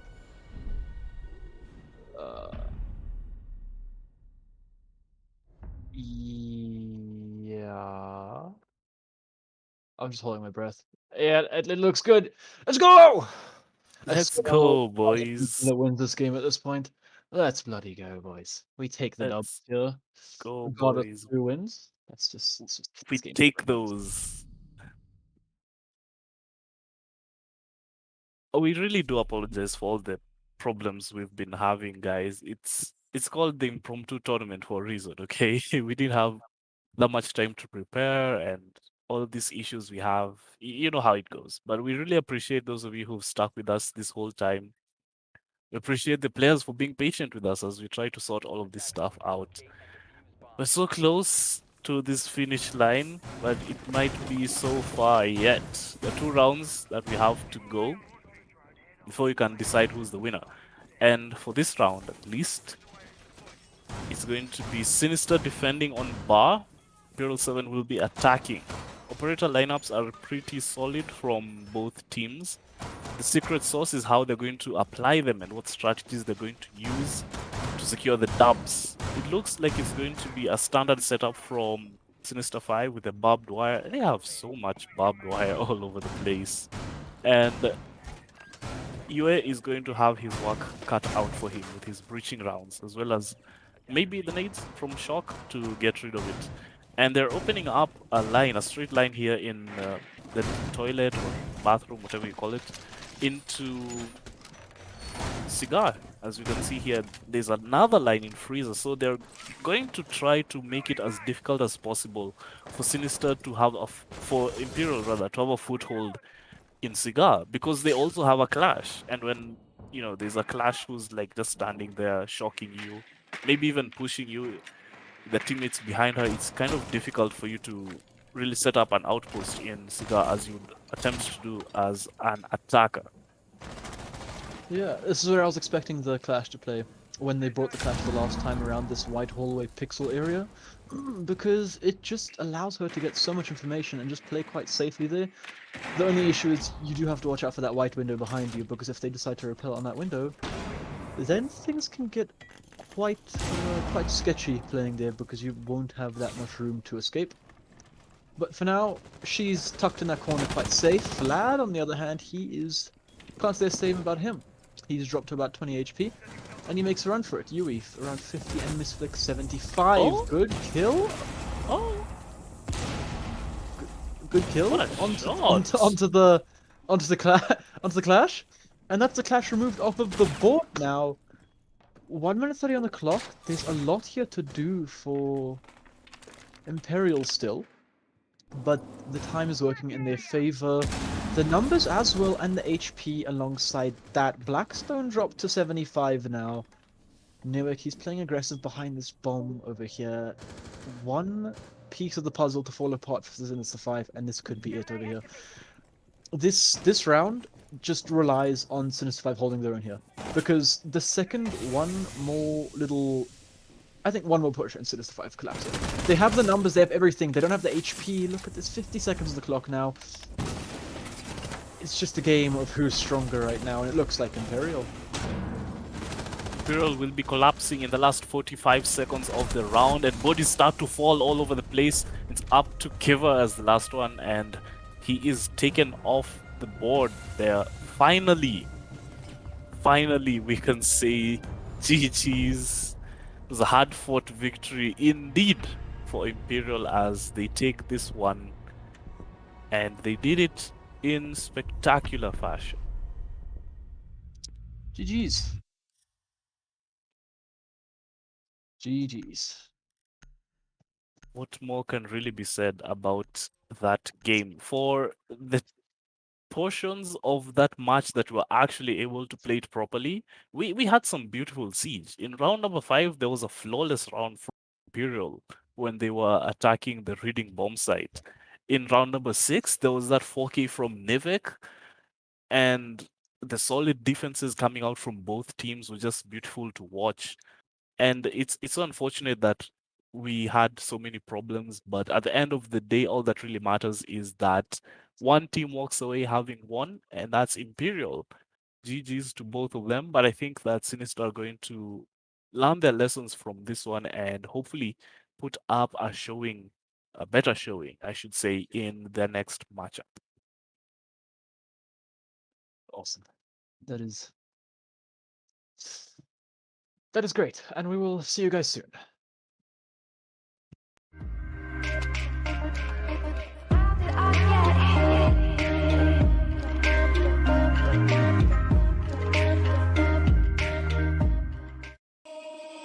Baby, wait, I know that you're afraid, but it'll be okay if you just stay with me, and we can run from here, and we can disappear, and they won't find us where we are going, dear. So baby, hold on to me, 'cause I know I can make you believe something that only we can see.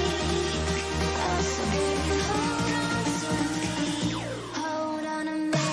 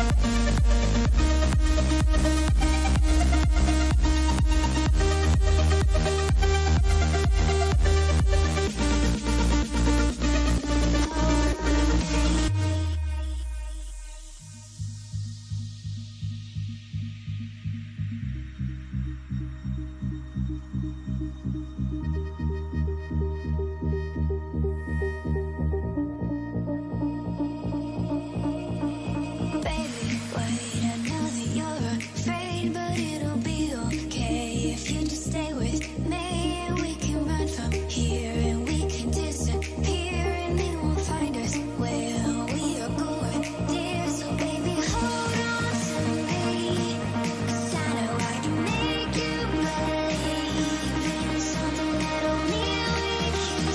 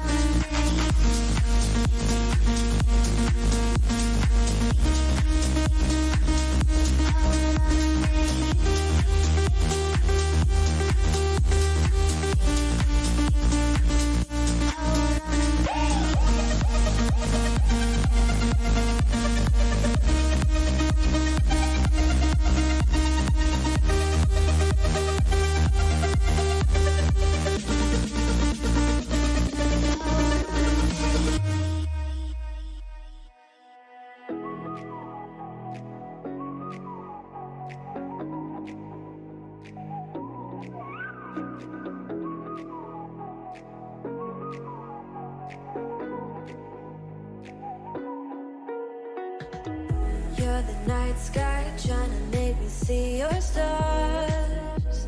But the dark gets so lonely. Now I see violet, I can feel silence. And the dark's all that I see. When your stars have burnt out and your heart makes no sound, I'll find violet in your eyes. You'll always be my night sky.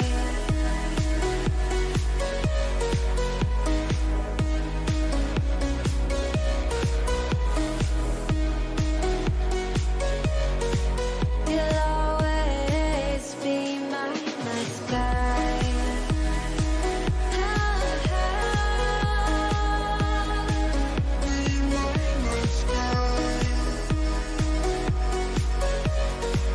You'll always be my night sky. You're the night sky hiding behind dark gray clouds. I can't figure you out now. I see all blue. There is so much cold in you, and the silence is so loud when you go. I just stay dancing with my shadow all day. Watch the time. I can't find the point where our two paths align. But you're the night sky. I'm trying to see your stars, but I've always feared the dark. Now I see violet. I can feel your silence. You always feel so far when your stars have burnt out and your heart makes no sound. I'll find violet in your eyes. You'll always be my night sky.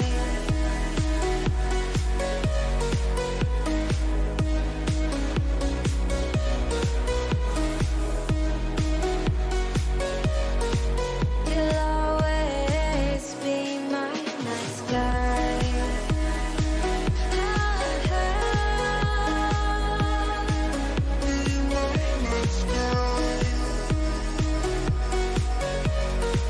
You'll always be my night sky.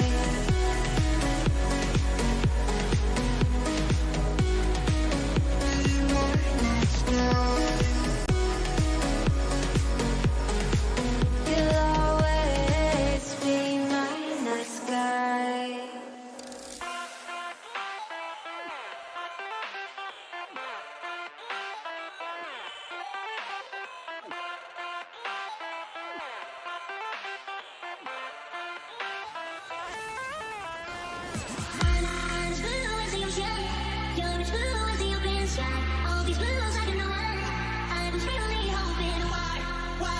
You and I don't together like we can change the weather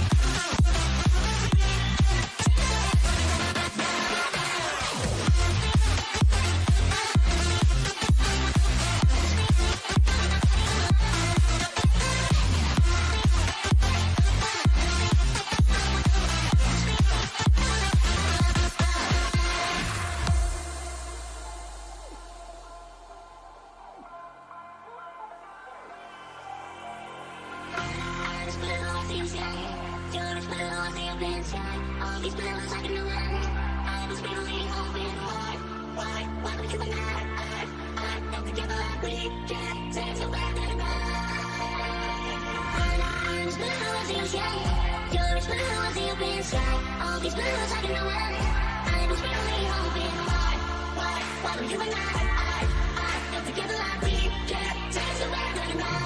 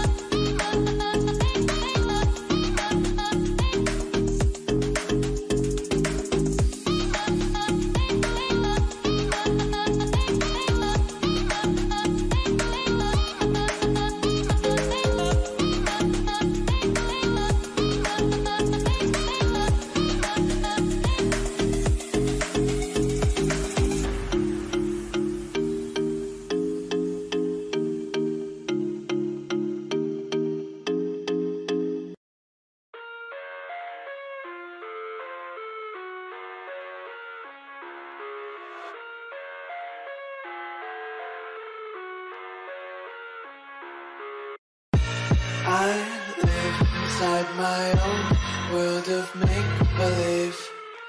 Kids screaming in their cradles, profanities. I see the world through eyes covered in ink and bleach. Cross out the ones who heard my cries and watched me weep. I love everything. Fire spreading all around my room.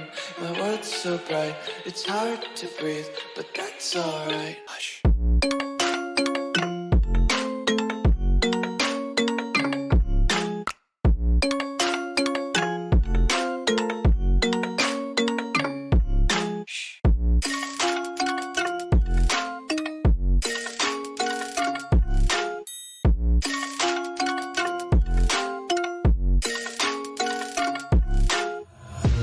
Take my eyes open to force reality. Why can't you just let me eat my weight in glee? I live inside my own world of make-believe. Kids screaming in their cradles, profanities. Some days I feel skinnier than all the other days. Sometimes I can't tell if my body belongs to me. I love everything. Fire spreading all around my room. My world's so bright, it's hard to breathe, but that's alright. Hush.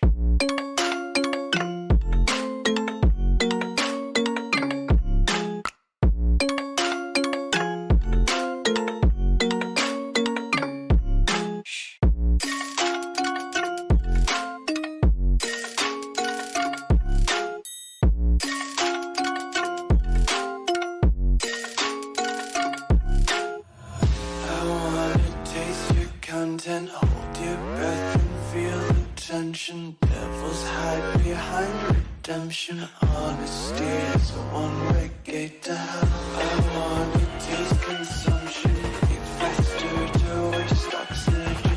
Hear the children sing aloud. It's music till the wick burns out.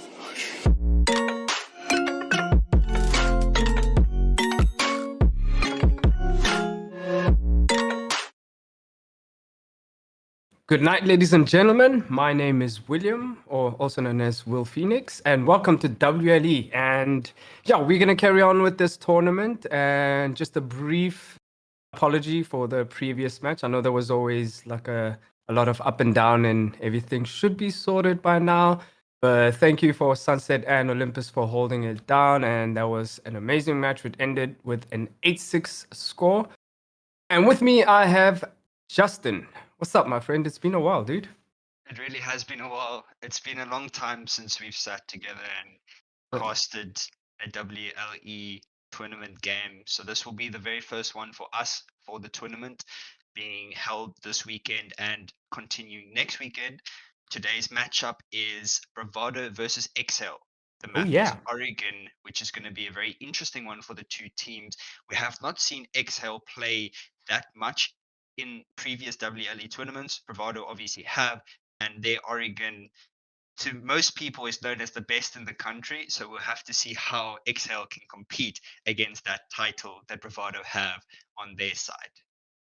Yeah, very interesting. And like seeing the roster switches and everybody's all over the place and everybody's switched teams and teammates have gone to this team, teammates have gone to that team. It should make for a very interesting gameplay to see what these players know about each other and how they plan to counter each other. But seeing as they are all ready and in the server, we are going to get this game rolling and on the board, and let's see what we have for tonight. Justin, as our tradition goes, what's your prediction for today's match? So today's match, it's going to be an interesting one, like I said.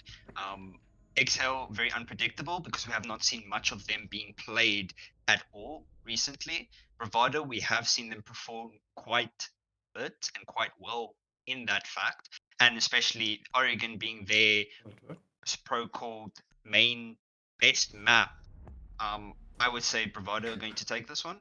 Scoreline wise, I would go for, let's say, a 7-4 scoreline for Bravado.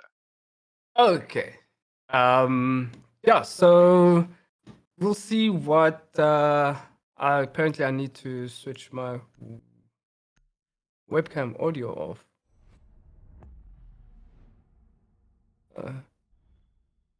Oh, the map ban's coming through. First ban being that Monty from Bravado. So countering really that coordinated push coming out from the attackers, using that to their advantage, and the Thatcher being banned out by XL is the very first ban for them.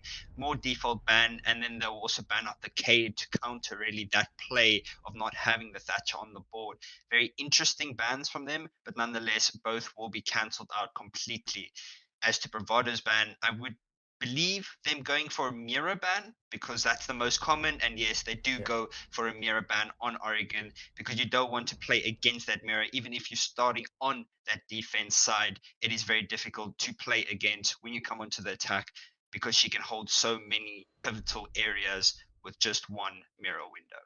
She is a very deadly operator to have on the board, and just getting rid of her does make things easier, especially on attack, as you mentioned. So the lineup right now for XL seems to be Ash, Ace, Ayana, Jackal, and Flores. It's always good to see Flores on the board because he's so useful with those Rotero drones. And a sixth pick from Danny. What is he going to be sixth picking on to? That's a question on a lion. Very interesting. And a Rooney, Mute, Wamai, Malusi, and Jaeger from Bravado's side. Now, as you said, your money's on Bravado, you said. I didn't hear the score as I was busy fixing my camera. I said 7-4 for Bravado. Okay, no, I'll stick with Exhale. I've never seen them play, I'll be honest. So, I hope they make me proud. And the first site is, as always, up top in Kids and Bedroom, or Games and Bedroom.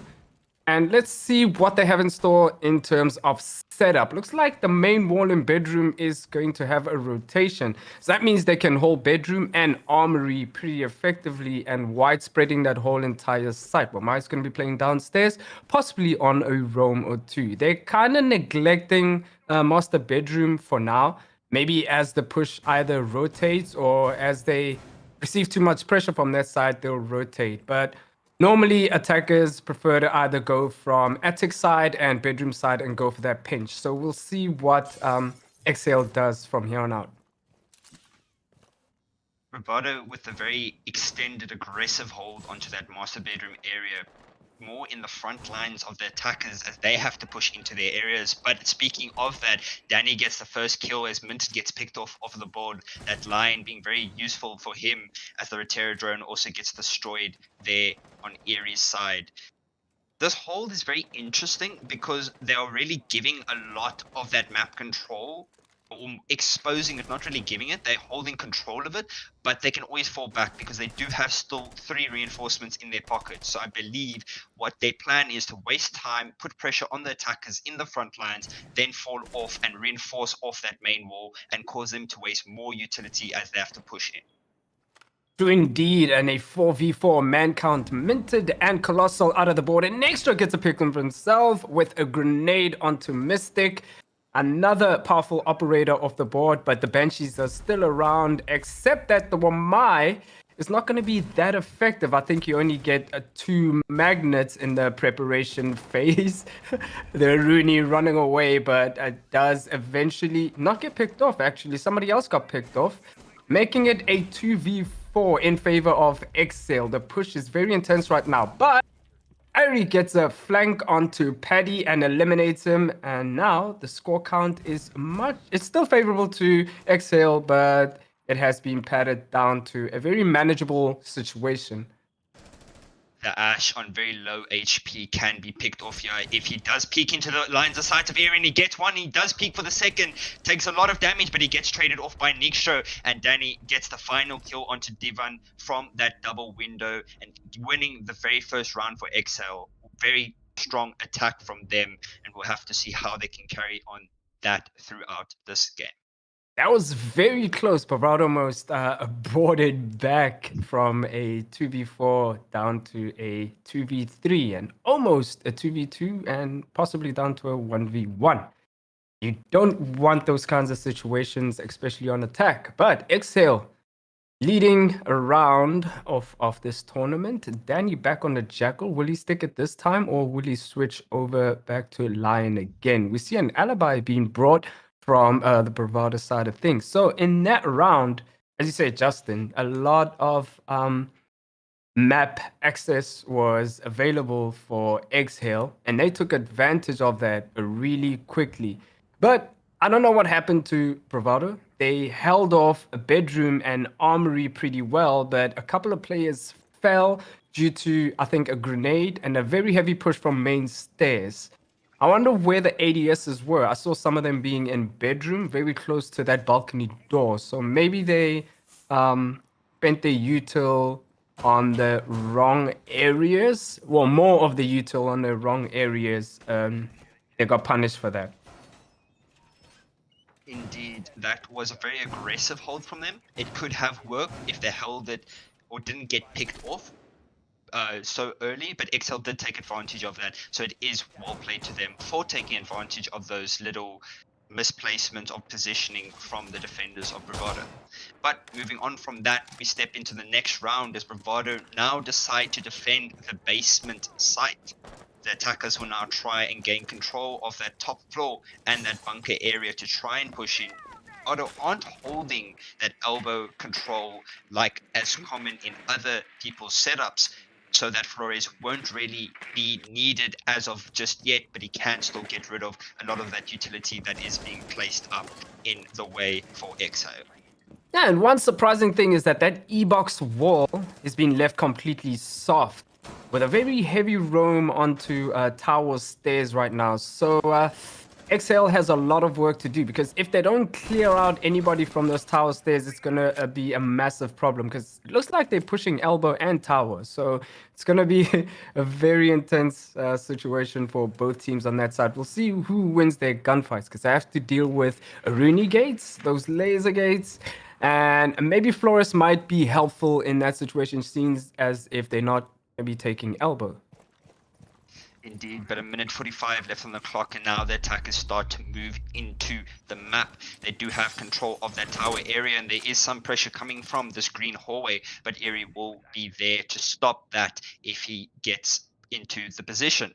Mystic now playing on the top of freezer stairs as well. Ivan on the top of tower stairs, waiting to try and push out those people, push out those attackers, pushing down the stairs. As now Psych gets picked off by Minted, hiding in the corner of Attic. As now we see a nade being swung through. It does not hit the target. As Minted just waiting patiently. Danny does get a refrag onto Divan. That is the first pick for XL on the board. A minute left on the clock, and now the attackers are trying to get control of this Attic hold. And it's been proven difficult with, is it Minted? Yeah, Minted holding down that Attic, but he finally falls back a bit and gives it over to the Ayana. But Danny gets a free kill from Minted as he was rotating down from Armory down into Garage. Not 100% sure what he was trying to achieve there. Maybe he was running away from somebody else. That Mute is about to get eliminated by Nextro. Brings it down to a 4v2 man count. Now they're stuck in meeting, and Mitch finally gets eliminated to heavy attack onto side. And execute is about to happen, but that's not necessary as Colossal finishes it off and gets another round for Exhale. Really well played from XL. 2 attacking rounds on a defender-sided map. The very first 2 rounds against Bravado is very well played.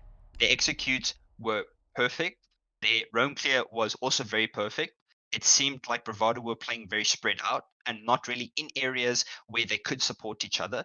They were positioned in places, but they always got cut out by those XL attackers being able to pressure through those little weaknesses in the map itself.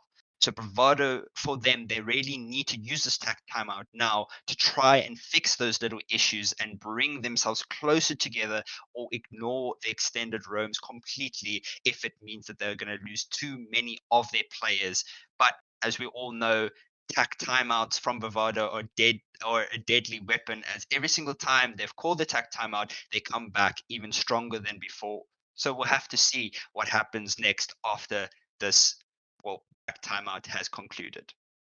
Yeah, one question I have though is wonder why Minted fell back after getting a kill onto somebody in Attic, because it seems like he held it down pretty well and nobody had entered, so he must have been pressured from elsewhere. I know Attic wall was open, but there was nobody pressuring bedroom or armory at all, so he could have stayed in that area and possibly contested him a lot more, and that round might have gone different. Who knows? But he fell back, way far into armory and garage, and that gave the lion a free kill. So just little mistakes like that could really turn the round upside down. So we'll see what happens on round 3. They've gone back up to the original bedroom site, and let's see if they're going to be changing up a couple of things.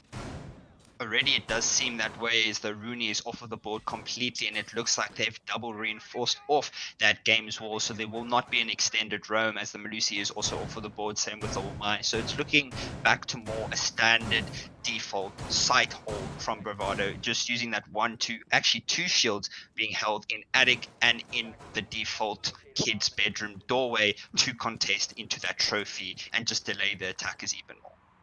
Yeah, it's looking very compact with, I've only seen one person downstairs, which was the Devon on the Mozzie. So he's possibly going to be contesting a couple of people either coming from below or into classroom. But Mystic is also going to join him down in meeting and green hallway side of things, just so he can get a flank up into possibly where tower is, if they are going to be pushing that way. So now it's going to be a waiting game, or a pretty much gunfight into games, or a gunfight into attic. Right now, Danny's going to be contesting the big window into bedroom, so he's got the lion for that. It looks like they're surrounding the entire site right now, so we'll see where the main pressure is going to be coming in from. Indeed, but Psych now in white hallway at the end of shower double door. He is waiting for his teammates to give him the call so that he can try and make a push up to that white stairs. The lion scan coming through to slow down those defenders and just give them a bit of pause and maybe get some intel as to where they are playing. But now the attack a bit more going to the slower side at the moment, as there's a minute 40 left on the clock, but we do see a player playing here on that trophy doorway with that shotgun. It is minted on the mute, as we do have actually mute glitch, so we do not have sound, but Eerie gets picked off there from the lion, the very first pick for the round, as he tries to look for a second one. Now Nitra getting a pick as well, as he gets minted playing close with the shotgun. That is the first 2 picks for XL, bringing themselves to a 5v3 in this round. Very impactful kills as well. The Jaeger and Mute off the board, leaving the smoke. Mystic on the alibi and the Mozzie to fend for themselves. And Nextro gets another pick onto Mystic. That is very dangerous. Devon returns fire with a kill onto Nextro, softening the blow, but it's proving rather too much. The plant is going down by Addy, and will that C4 stop the plant? No, it doesn't connect. The plant still goes on, but Psych gets a pick onto Mitch, leaving Devon on his own with the Mozzie and about 5 HP left.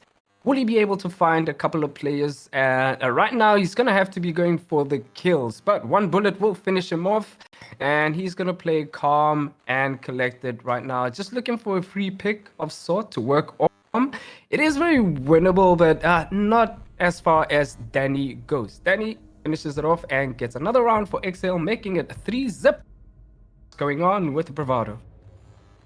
Really well played there from XL. Their attacks just look so clean and so coordinated. They're very using their aggression to their advantage. They aren't playing overly aggressive, but they're basically putting so much pressure on Bravado and allowing them to push into those areas and just full on attack, basically killing them while they're off guard.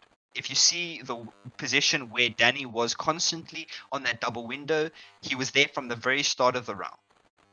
So we're going to be popping off onto a rehost right now due to the sound glitch. So if you just give us a couple of minutes, a minute or two, and we will be back again. Right now, you're going to have to deal with Justin and I. So, Justin, those 3 rounds, impeccable attack from Exhale. The only time I saw them pretty suffer a little bit is on the second round. It seemed like Bravado almost had them for a run, but they managed to bring it back. Like, I've been seeing a couple of mistakes from Bravado. They're either too spread or they're too compact. Indeed. So Sorry, William. It does seem that way. It really does seem like Excel at the moment are just taking advantage of those bit of less aggressive plays coming out from Bravado themselves, as they are just pinching completely into those into Bravado strats. They have one playing on double window on the master bedroom defense. They have 2 pushing attic, or they have some pressure from attic, but not constantly. And then they have their master bedroom and white push, really just focusing on that sort of area, not really on default pushes as in taking attic and master bedroom and having no real pressure from the other side of the map. So I think that is putting a lot of pressure onto Bravado, and maybe just Bravado's strategies at the moment aren't really playing into Exhale's play style whatsoever. They are playing a more different side of Siege, whereas Exhale are playing very aggressively and a lot more coordinated. And I think at the moment Bravado are just struggling to get that bit of synergy going from their side and get really into the game. I think they're just in that phase where they need to just try and wake up and see what mistakes they are making so that they can come back onto their defense and maybe bring it to a 3-3 split on their half. yeah, and when you couple aggression with a team that plays heavy for execute or heavy for sight, then Bravado has a massive problem, because when they're too widespread, then they can't get those flanks off, because Exhale has already either penetrated into sight or just around sight. So when they do come back for those flanks, it's either winning the gunfights, and so far they've not been winning those gunfights. And then when they're too compact, again, all of XL players were surrounding the site, as we saw on the 3rd round. And when the Lion, I think, was on Danny on that previous round, went to the double window, which they never did on the very first round. So there was a little change up in strategy there, and that put a lot of pressure onto Bravado. So they're gonna have to be dealing with all sorts of changes this time. So Bravado has to wake up and deal with those before they fall behind right now. Indeed. But speaking of the game that is currently underway, sorry for the pause that's currently being given to you guys. We did have that mute sound glitch, so we are in the process of restarting and trying to get them back, all the players back in the lobby. So bear with us. But William, seeing as XL are currently 3-0 up into the game, and the game has just taken a pause. Do you think Excel will be able to keep that lead, or do you believe Bravado will be able to come back from that sort of lead that Excel is holding on them at the moment? I think Bravado right now, they're probably either at their throats, or they're just saying, guys, let's just calm down. And we're giving these guys either way too much, or we just falling back way too quick. So if they can just keep their heads, cool down a little bit, pretend that those 3 rounds never happened, unless it is 3 rounds, and that's a lot. If you just put them aside and say, look, this is how we're going to move forward right now, then they could come back, and I don't know, they could take it. As for Exhale, if they just say, look, let's just keep doing what we're doing, that might work, you know? But if Bravado decides to change it up as well, then we might see a hell of a game too. But yeah, the sound glitch is pretty annoying. Ubisoft needs to take care of that, because it's been a while right now. Indeed, it is. It really is. Most of the bugs that are in the game have been here for a while, but unfortunately, Ubisoft tried their best to get rid of them. We can't really do much about it if it is still in the game. Yeah. And yeah, like I was saying before, I love seeing the Rotero drones on who's that operator again? Flores. But he hasn't been seen to be really effective in those couple of rounds. I thought we were going to see him be effective in blue on the construction take, but Bravado didn't hold construction at all. And let's talk about that hold, actually. Leaving E-Box completely open and holding tower really heavily on tower and holding attic, but then falling back so quickly. I, I'm still confused over why Minted, I think it was, fell back that quick. But maybe that is the plot, like kill one and then fall back entirely, but all the way up to garage, which was problematic. He didn't have any intel onto the first floor or garage at all. So maybe if he had calmed down a little bit and just checked what his situation was, it might have felt better. Oregon. So looking at that from my side is that that pressure being alleviated from elbow and bunker really put more pressure on Bravado than it did actually put on the attackers of XL, because one, they didn't have much pressure to leading into a bunker push and tower push. They were heavily contesting tower, yes, but they got picked off straight away, which then can lead to false positioning or not winning gunfights, which maybe they were relying on in the first place, which then puts more pressure on them to not win the round. I think the Yeah. easiest way to hold down below is holding elbow. Even if there is a Flores on the board, you can either ban the Flores if you want to still play shield meta, or you use a counter strategy, maybe playing a clash or using a mute or a mozzie to delay those Rotero drones from coming through into that bunker area, or you just shoot the drones. Because holding that position and holding tower or holding pillar is two of the most important parts if a team does choose to push the back side. If they choose to push the front side, it's a completely different story. You'll then have to put all your presence to watch the front side of the map. It's basically what's going on at the moment. Bravado are trying to contest a lot of map control, whereas XL are just going for those pivotal areas where they can basically push through and find a weakness, and they're exploiting that weakness. And funny you should mention mute. Bravado has been playing mute, so they shouldn't have a problem contesting the Flores. And the lobby is ready, so we're going to be jumping back into the game. Excuse us for all of those critical or being critical of those gameplays, but we can't help it. That's what we see, and that's what we bring to you guys. So, fourth round, I believe, Bravado is still on defense. We'll see if they switch things up, and yeah, hopefully they get some rounds on the board and bring it back to XL. XL on attack still, and still bring in the same operators. We'll see if Danny switches off the Jackal, though, and we'll see if I think Goyo Mystic might switch off onto a Rooney, but he might stick the Goyo. Indeed. Now a 6-pick coming out from Danny once again, taking that Lion. So just using that Lion to really support them. Many teams and many players might argue that Lion, since he's nerf, is not as powerful as he used to be. I agree with that.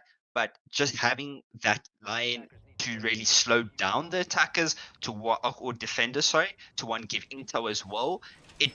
And with a very coordinated team, it can really work in your favor to put so much pressure on the attackers, on the defenders. I'm thinking of the wrong two sides at the moment.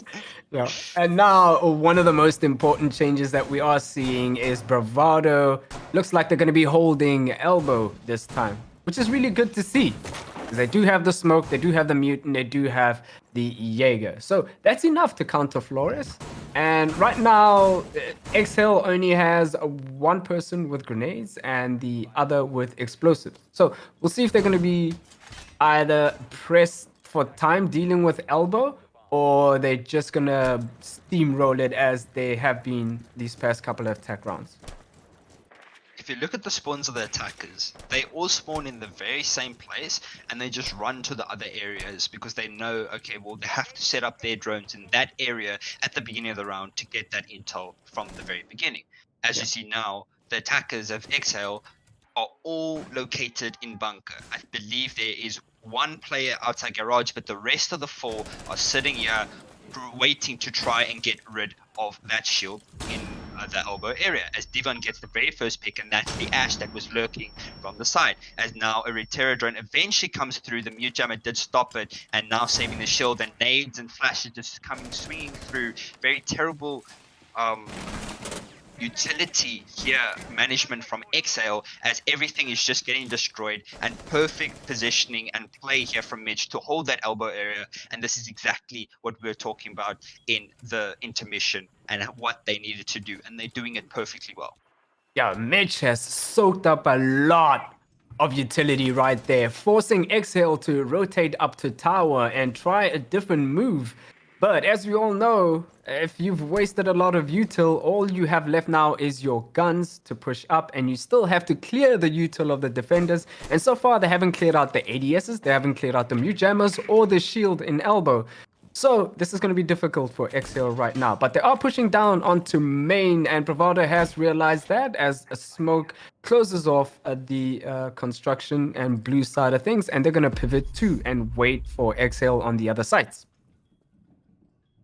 Very now positioned here in this pillar position, holding onto that, and Devon actually upstairs in trophy, just waiting for Nietzsche on this Ayana. He does shoot the default, and he does choose to run away, going for a little bit of pre-fire. I think he heard somebody there, but Devon now being completely ignored, as now he'll be able to push down those main sets. He actually does get the kill, getting the second double kill for him in the round, bringing it to a 3 versus 5 with 45 seconds left on the clock. Really just putting so much pressure on Exhale with that roam, as now Exhale have 3 men left with not many utility to try and push into those areas. They do still have 2 line scans, as now 1 will be used, and some flashes as they do choose to push, drop this E-box area as Mystic gets the very first pick onto Danny from that execute, and now leaving it in a 2 versus 5.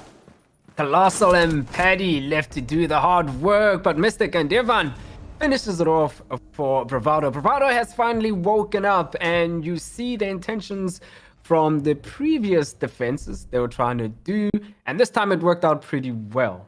I can't remember who it was, the Jaeger who was upstairs. Was it Mitch? Yeah, it was Mitch. Devon. It was Devon, yeah. Oh, it was Devon holding it down upstairs, and yeah, I wonder why it was so hard for Exhale to deal with him then. But they only had 1 player. So in the previous rounds, when Exhale was clearing out the roams, they were always together. They either always had 2 or 3 players clearing out 1 roamer. And this time they only had 1, and they struggled pretty hard with that. And that made it easy for Devon to deal with that Ayana and somebody else later on. So if Bravado carries on this way, they'll get more rounds on the board, and we'll see if there's an answer from Exhale. Now Bravado choosing to go kitchen and dining, a site we don't see too often, as teams do prefer to take that kitchen and meeting site instead.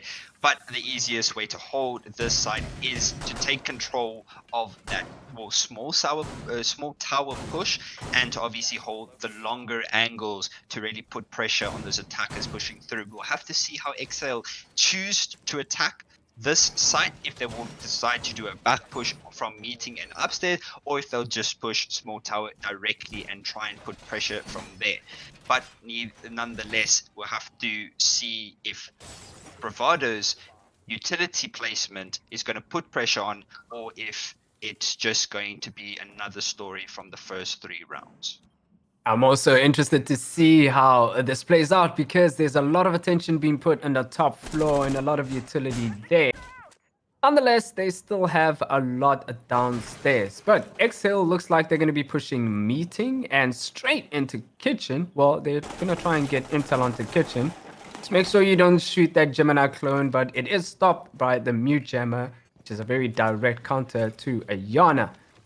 Right now, they're going to be trying to get some intel, and if they find out that there's a lot of defenders upstairs, I bet they're going to be pushing that kitchen door rather brazenly. But Oyo looks like he has a long angle. I don't know who it was downstairs. I couldn't see properly, but has a long angle onto that door all the way from the freezer door, and that's going to be heavy pressure from that. If they don't clear him out soon, or if they don't just pressure him and get him out of that position, he's going to become a massive problem for them. Indeed, as now the pressure is coming from this meeting side as the wall is trying to be opened up by Exhale.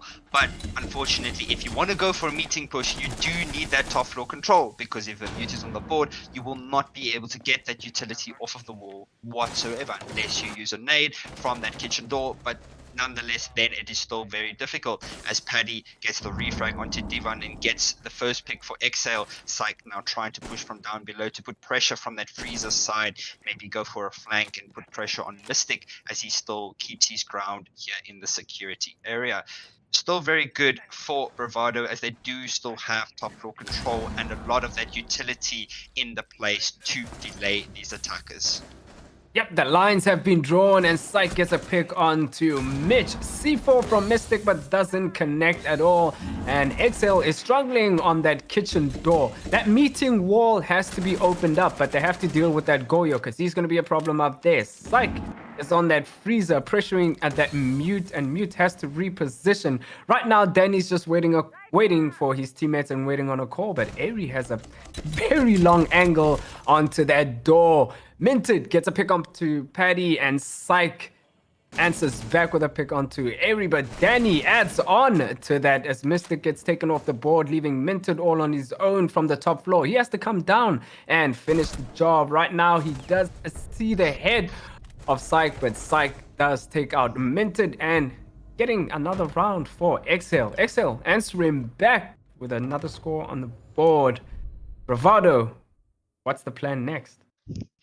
Exhale is making me question my decisions on how you actually need to take control of the site, because Exhale did not clear top floor whatsoever, and they still managed to win the round. So that just means there is a flaw somewhere in Bravado's strategy for that.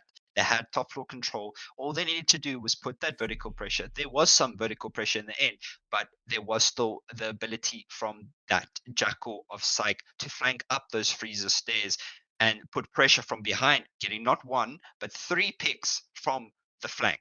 He picked off Mystic, he picked off, I believe it was Divan as well, and then obviously getting rid of the Valkyrie sitting there and dining, holding the long angle.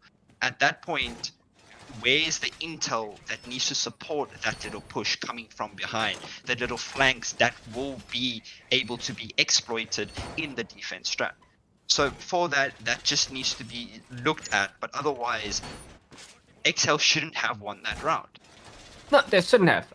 The Goyo, I may be wrong about this assumption, but I don't think they had holes in kids' dorms looking down at that kitchen door, which is the missing piece to Bravado's puzzle. If they had holes in the top floor watching that door, they wouldn't have been able to execute onto that door. He would have gotten at least 2 or 3 picks from that hole. Because, as you said, XL wasn't pushing upstairs at all. So they had free reign upstairs. They could stop anybody coming into those doors or the breach from meeting. But nonetheless, forget about that. That's a previous round. Right now, XL is pushing Armory, and we're up on the top floor again. Danny back on that double door. She's going to be pressuring that. And we'll see if Bravado has an answer for Danny, because he caused a lot of problems for them on that window. Indeed he did, but Mitch will look to try and contest that, as now Bravado have changed their strat up completely for upstairs. Divan is playing here, but the rotate has been changed and a Goyo shield is being placed in that area, and Eri is there to support him as well, as he does get one of those Rotero drones, which the Flores will just keep sending through to try and get rid of that shield. Yeah, we'll see if he's going to be successful at that. And he is on the first one. So that Goyo shield is going to be taken off the board. But the Jaeger is going to stand his ground, because they do have some laser gates to alleviate the pressure. And right now, Devon just out in the open in bedroom and does get eliminated by Paddy. Colossal gets a pick on his own onto Mystic. That is falling apart rather quickly, and they have lost, I think, Bedroom and Armory. The pressure's not so much right now. They still have Paddy to deal with on that window, but everything seems to be stable if they just keep their heads cool. Indeed. Indeed it does, as Nisha gets a pick for himself. That's minted off of the board, and Aries back turn to him as Psych finishes him off, but a lot of damage coming through there. Nisha just swings wide onto the attic door and picks off Mitch as well in a flawless round for Exhale to add on top to their previous round victory. Now currently leading 5-1 on their attacking split on Oregon. It's really, really looking good for Exhale at the moment. We'll have to see if Bravado can change up on their attacks, or if we'll see Exhale finish this one out in their next 2 to 3 defenses. Yep, that was a very quick round, actually. One of the quickest we've seen this tournament thus far. Exhale lead 5-1. What has Bravado have to say about that? They are going on attack this time. Now, it could be an attacker-sided game right now, so maybe Bravado might come back. We'll see. But nonetheless, first round going to the typical side, top bedroom in games. And let's see if the strategies are going to be different this time from Exhale. I want to see what they have up their sleeves.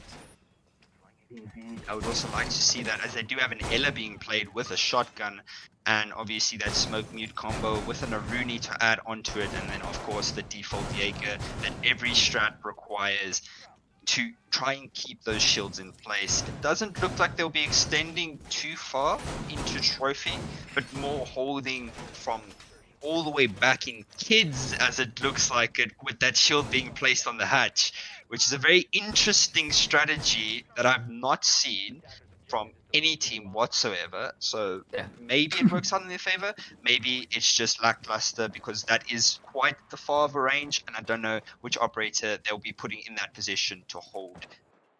Well, it does look like it's the smoke. Yeah, it looks like it's Colossal on the smoke. Not bad. Hopefully they have holes where he can toss these toxic babes onto pivotal points where Exhale is, Bravado is going to be pushing. But right now they have heavy roam from the Jaeger. Danny eliminates Devon. That is the Ash out of the board. Really early on, but not a very impactful operator to get rid of. They still have enough to open those walls and to get rid of anything in a path. And Jaeger roaming around in Frieza. Exhale is just running around right now. You saw Ella up on top of White Stairs going up to, I think it was Armory, actually, maybe wrong. But yeah, they have a lot of roam presence right now. I'm wondering if they are reshuffling and getting back into position, or they're still going to be roaming around and looking for these Bravado players. But right now, Bravado is attacking double window. Somebody got lit as they ran away. Minute 30 left on the clock, and Aries still struggling on this tower side to try and open up that wall. He eventually does get it through. There is 6 sets of nades on the side of Bravado, so that utility that's being placed in front of them is not going to be much of a problem, as well, there was a very first pick. Danny does get picked off there by Minted, and now we will see Eri pushing forward on this attic side to try and flank up and put pressure. Minted gets a second kill for himself in the round, as Mystic does get refragged off by Nistro, and now a 3 versus 3 with 50 seconds left on the clock. Nistro taking a little bit of damage from the guy onto the window. Right now it's a firefight. And that guy needs to get rid of Nistro really soon if he wants to jump in. But Minted has an answer for Spike as he takes him out. Mitch also gets a pick.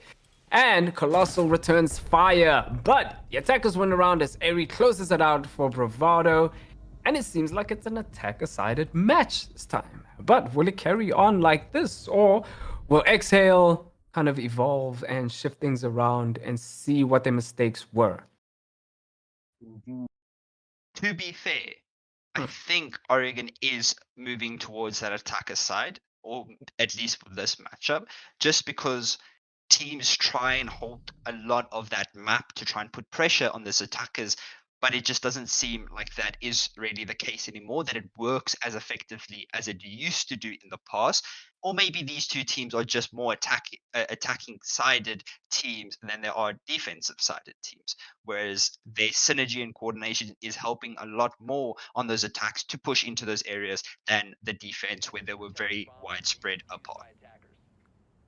That's very true. But seeing that Excel went back into kids and dorms either means that they know what they needed to fix, or they're just giving it another shot, or they're just going to keep things the same, just shuffle things around here and there.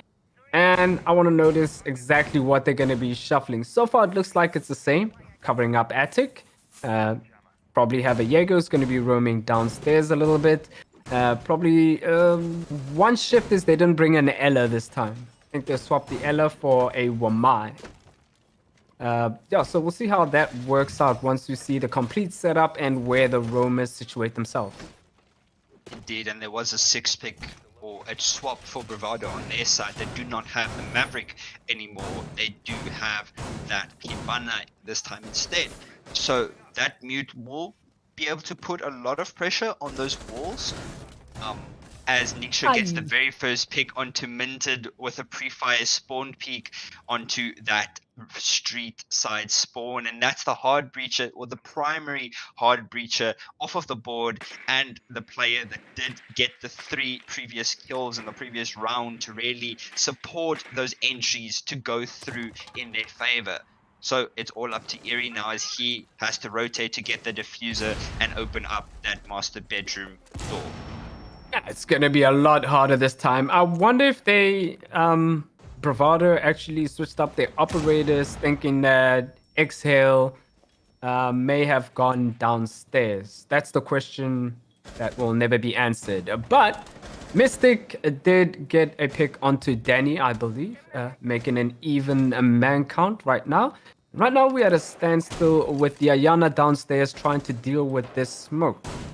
And there's a shotgun, you can see him, and Colossal finally gets Devon off the board. He was standing still. I think it was either cooking a grenade or he's trying to get some intel onto where that smoke was. But Nextro gets another pick onto Eri on that Jaeger. He's been very effective in tearing things down right now. Nextro gets another pick. I think he's on a triple. Really well played there from Nisha to get those 3 kills. I do believe Devon was sitting there on his clone to try and get some intel, and unfortunately he did get picked off, as the smoke heard him but he didn't hear the smoke, as those 2 nades did put him on to 5 HP. But Niksho is also on 5 HP. Mitch, with just over half HP, is now having to deal with 4 Exhale defenders in a 4 versus 1. He does have some time, doesn't have any utility to support him, as he does get shot from those feet or from those vertical holes in bunker, as now the players look to try and swing him. He will peek these angles to try and find where to push first. Just peeking patiently up these white stairs is his main aim, as the XL defenders just sit and wait patiently and hold crossfires onto where he needs to push through. Yeah, it's a guessing game for him right now, because anybody could be anywhere, and he has all this utility to deal with. No grenades left. I believe he still has 2 drones, so he can bring down that laser gate down if he does choose to do so. I think he might use it for intel, but it doesn't matter. At this point in time, you either have to commit to something or just save KD and relax and just find out where exactly these XL players like to be in these kind of situations. I think that's what he was trying to do.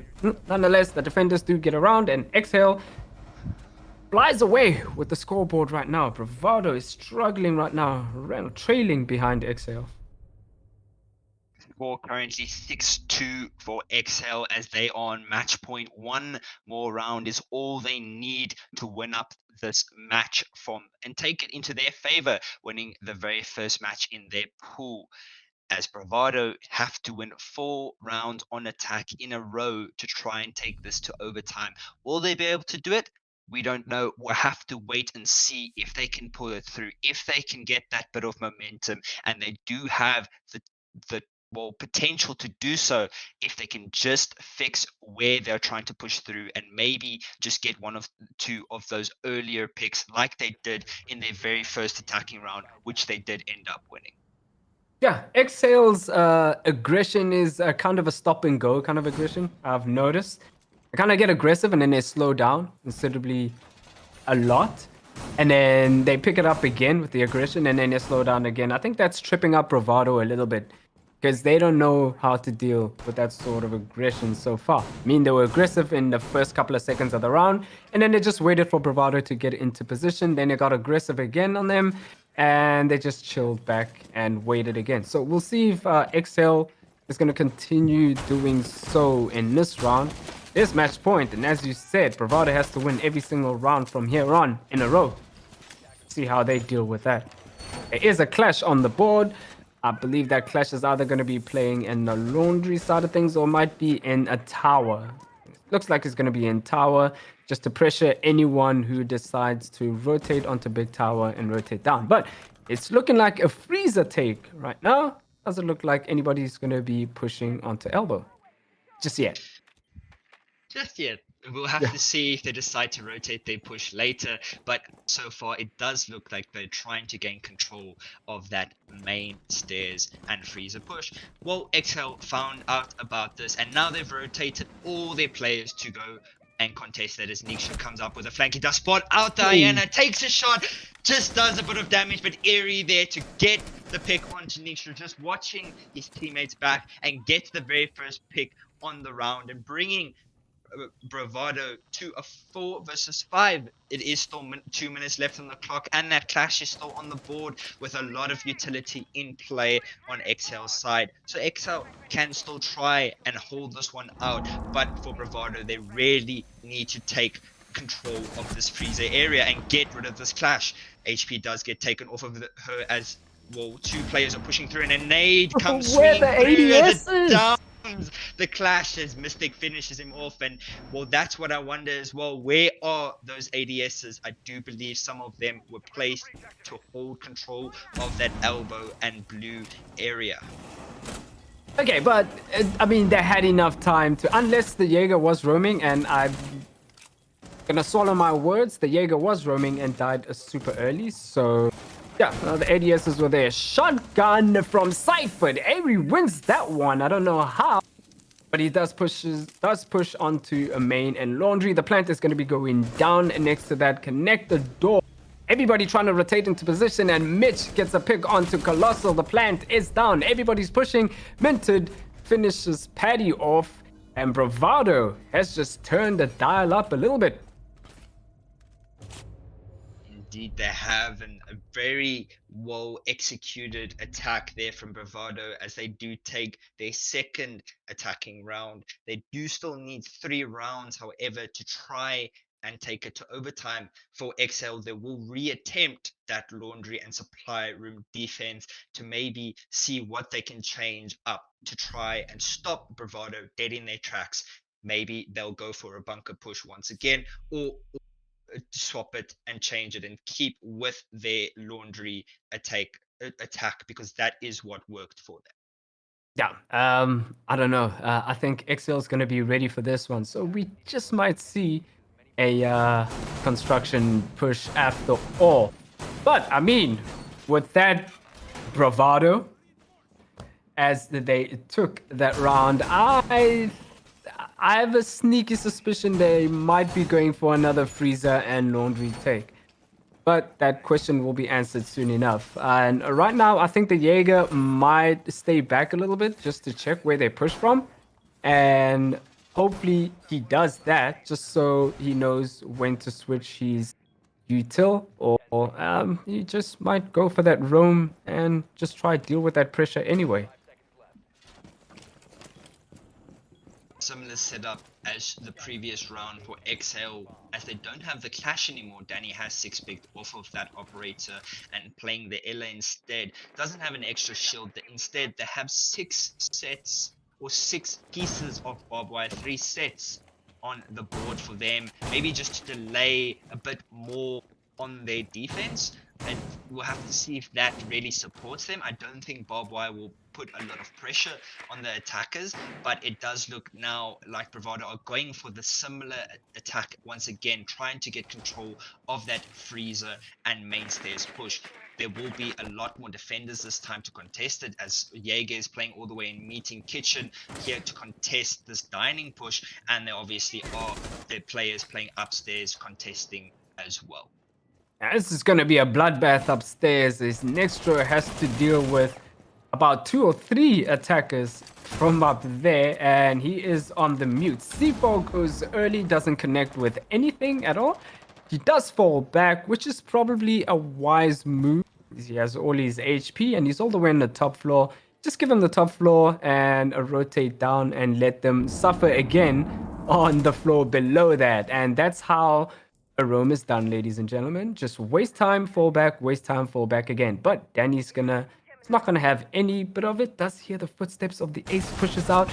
That is Ace has his back turned to Danny. Danny says, thank you for the kill. The diffuser's down there. There's a lot of time going to be wasted upstairs trying to retrieve that diffuser, as Irie and the rest of his teammates are going to have to scramble now to get hold of that diffuser. But they are close. They might pick it up really quick.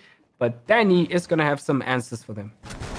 No! Danny swings wide and gets another pick onto Mitch. That shouldn't have happened, as Nitra gets another pick as well, and Airy gets picked off there by Psych with the crossfire of the 2 players. Devon left in a 1 versus 5. He isn't able to get the pick onto Danny as he gets picked off, and that is a GG as the spins coming through from Danny, just swinging out there with the Ella Shoddy and spamming it onto Devon and not allowing him to clutch that up whatsoever.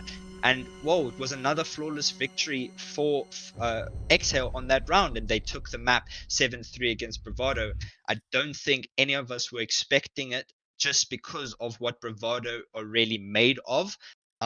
But Exhale played perfectly. They really did play well in this game, and well, we haven't seen them play before, so for a first time, very well done. Yeah, that was an incredible showing by Exhale and Bravado. I sympathize with them because I don't know if they have scrimmed Exhale, if they have played them before, but that's kind of how it goes when a new team, or when you play against a new team, you don't know anything about them, but they know a lot about you. So as the scene grows and you put yourself out there as a team, you put out a lot of information about yourselves, a lot of your strats are out there, and it makes it a little bit easier for other teams to deal with your strats. But nonetheless, there was a couple of things there that shouldn't have happened. For example, them retrieving that diffuser. They should have been more careful when retrieving that diffuser, because the information should have been given that, hey, Ella is gonna watch that diffuser. I mean, that's a default thing. You have the diffuser, you kind of have to watch it. No one's gonna leave it just laying there. You kind of want to pick or 2, and then you can leave it there. So I feel like Bravado should have dealt with that situation a lot better. Maybe eliminated the Ella and possibly hunted down the Jaeger. But nonetheless, that was a good game. Congratulations to Exhale and well played from Bravado. And we're gonna move on to the next one. What's the next? We will be heading into an intermission as we wait for our next game, which will be Vibin versus Phoenix. So don't go anywhere. Get yourself some snacks, get some water, stay hydrated, as we're going to move into a next, well, it's very exciting game as 2 top tier teams fight it out to see who will come up on top in their group, or just get the very first victory of tonight's games. Yep. Check you in 5.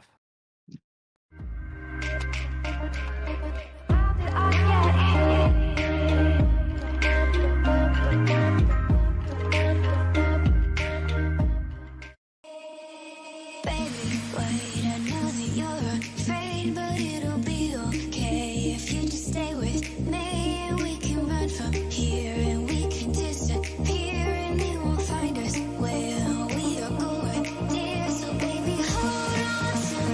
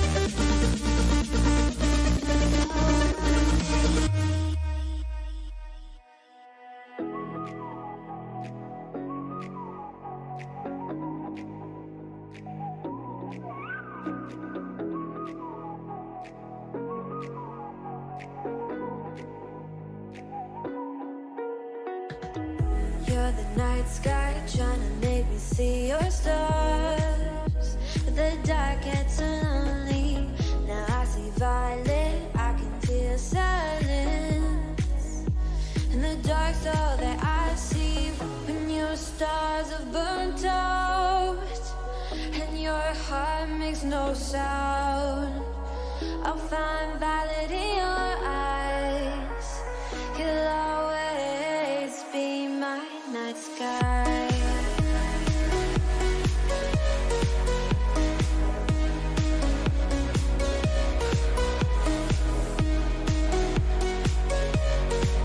You'll always be my night sky.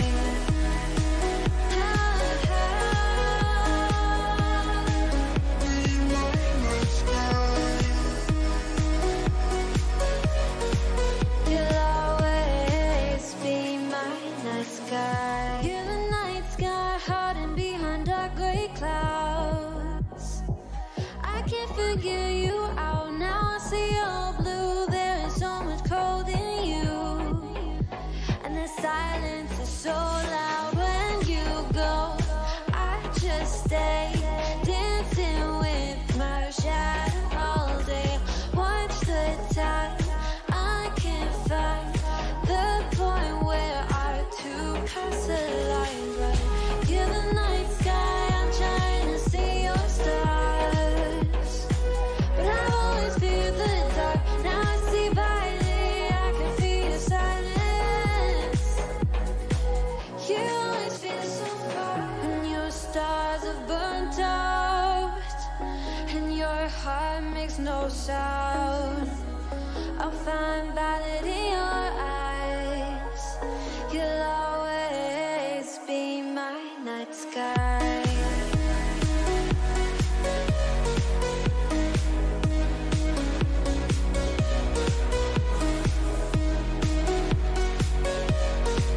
You'll always be my night sky.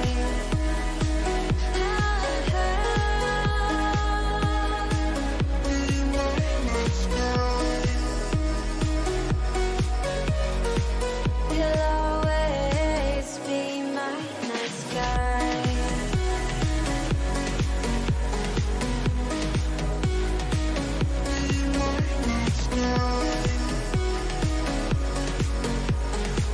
You'll always be my night sky.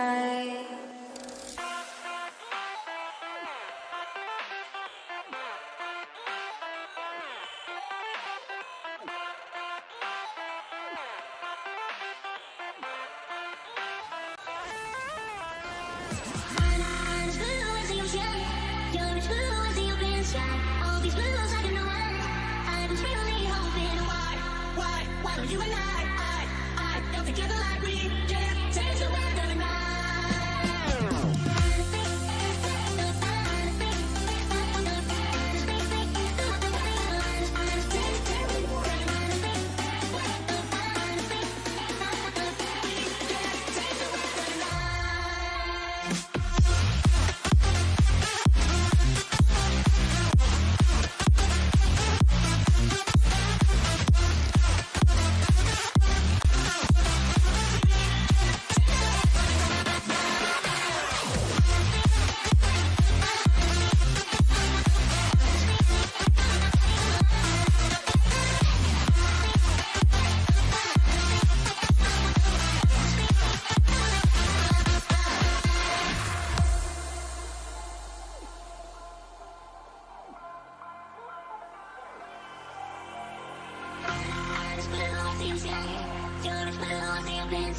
all these bills I can know I was really hoping why would you and I don't together like we can change the weather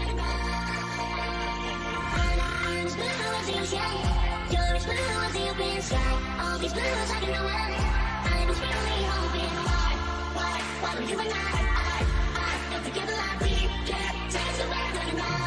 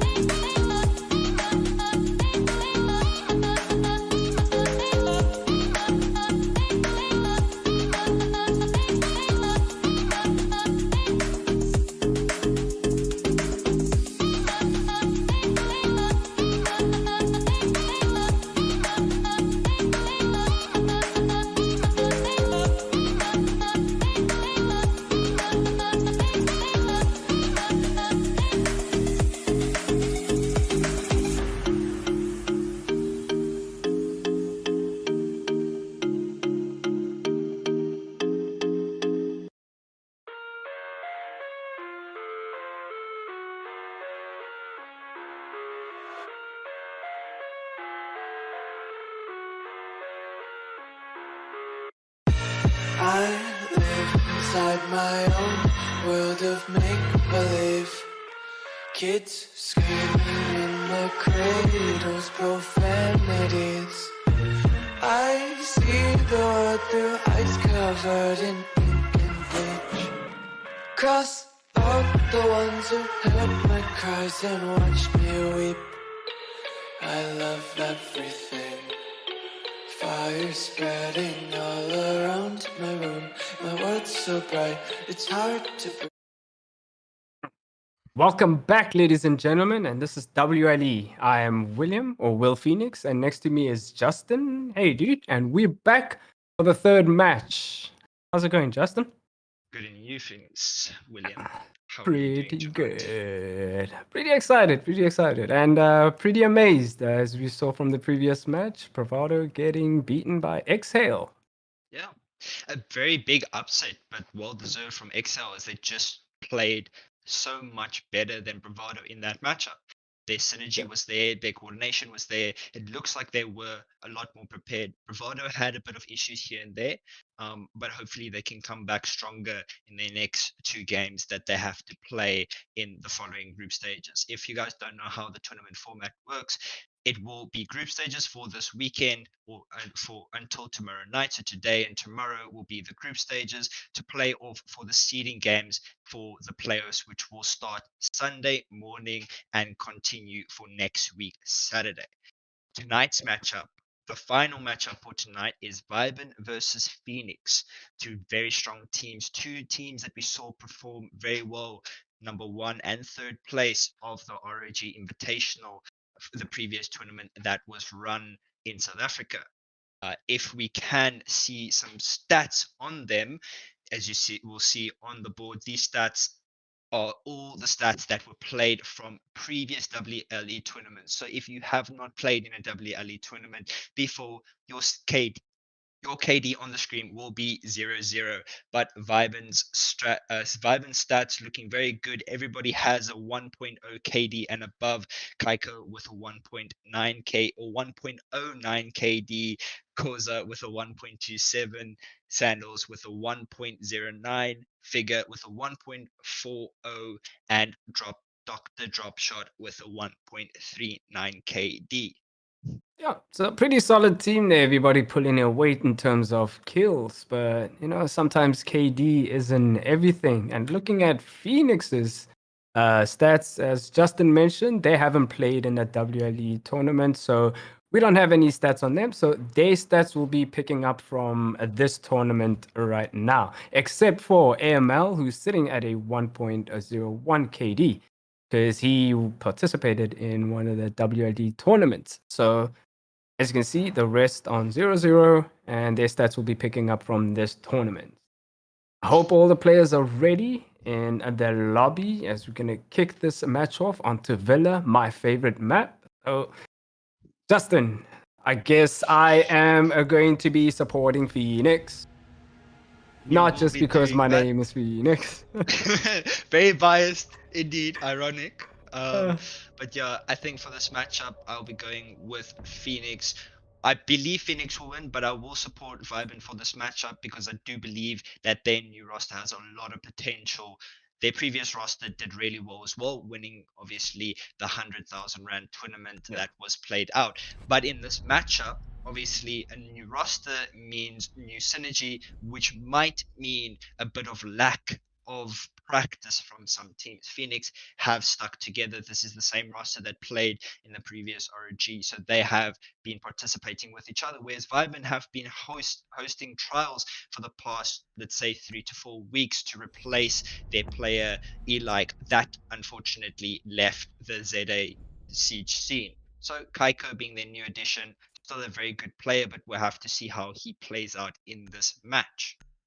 I'm sure they have nothing to worry about with the leadership of Koza there, so hopefully they can be led to victory. And they have Figure as well, quite a prominent player in the SA Siege scene, and he's quite an excellent player as well. And they have to deal with players like Shader, Sorpana, AML, also coming back onto the Phoenix squad, and Clout.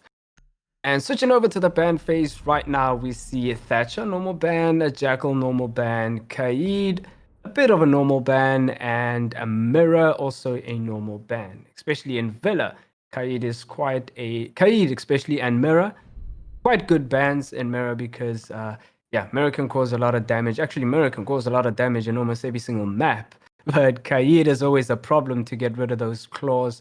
Whether you take an IQ from below or not, it's very difficult to get rid of those claws. So just getting him off the board kind of eliminates a lot of unfortunate events, or it just makes the situation much easier. And as we see Corsa sixth picking off from the IQ onto the line, we're seeing a lot of Lion today, Justin. Yeah, I'm not actually sure where the hidden buff of Lion came because it just seems like every single team is playing Lion. Except for Bravado, of course. They did not play Lion a single round in the previous matchup on Oregon. But Cause's six picking to that Lion means that the defenders need to take a halt on wherever they are standing, or move and give some intel back to Viben, which at the moment it looks like can be really in their favor, as they do have a good operator lineup. They do have that flank watch. They do have those two entries. I believe Dr. Dropshot is going to be entering through with that buck, which is an interesting operator to entry with, but it's not a very terrible operator to entry with, as he can do soft destruction and then still be able to push in and take control of that map. For the defense, however, William, the Phoenix are going to Dining and Kitchen. We didn't mention that as their very first site, so an interesting pick for them, but we'll have to see how they're going to defend this upstairs hold for their defense in Kitchen. Yep, I wonder if Viben knows about where Phoenix has gone to in terms of like their first site, if they were prepared for this Kitchen, or they were just hoping for the normal site, which is AVG, Aviating Games. But nonetheless, they have to deal with it, so we'll see how they deal with it. They have the soft destruction, and they have the hard breaches, but AML takes us off with first blood onto Sandals, making it a 5v4 man count. This is looking good for Phoenix so far. AML leading the charge, and now Viben has to answer back pretty soon. They have to take top floor. They're going to be met with AML on the Goyo and a Clout on the Wamai. So we'll see how they deal with that. As the wall up top in Trophy does get breached, and some of them do fall back to hold it from Wolf side of things. Somebody gets taken a lot of damage. I think that's Kaiko.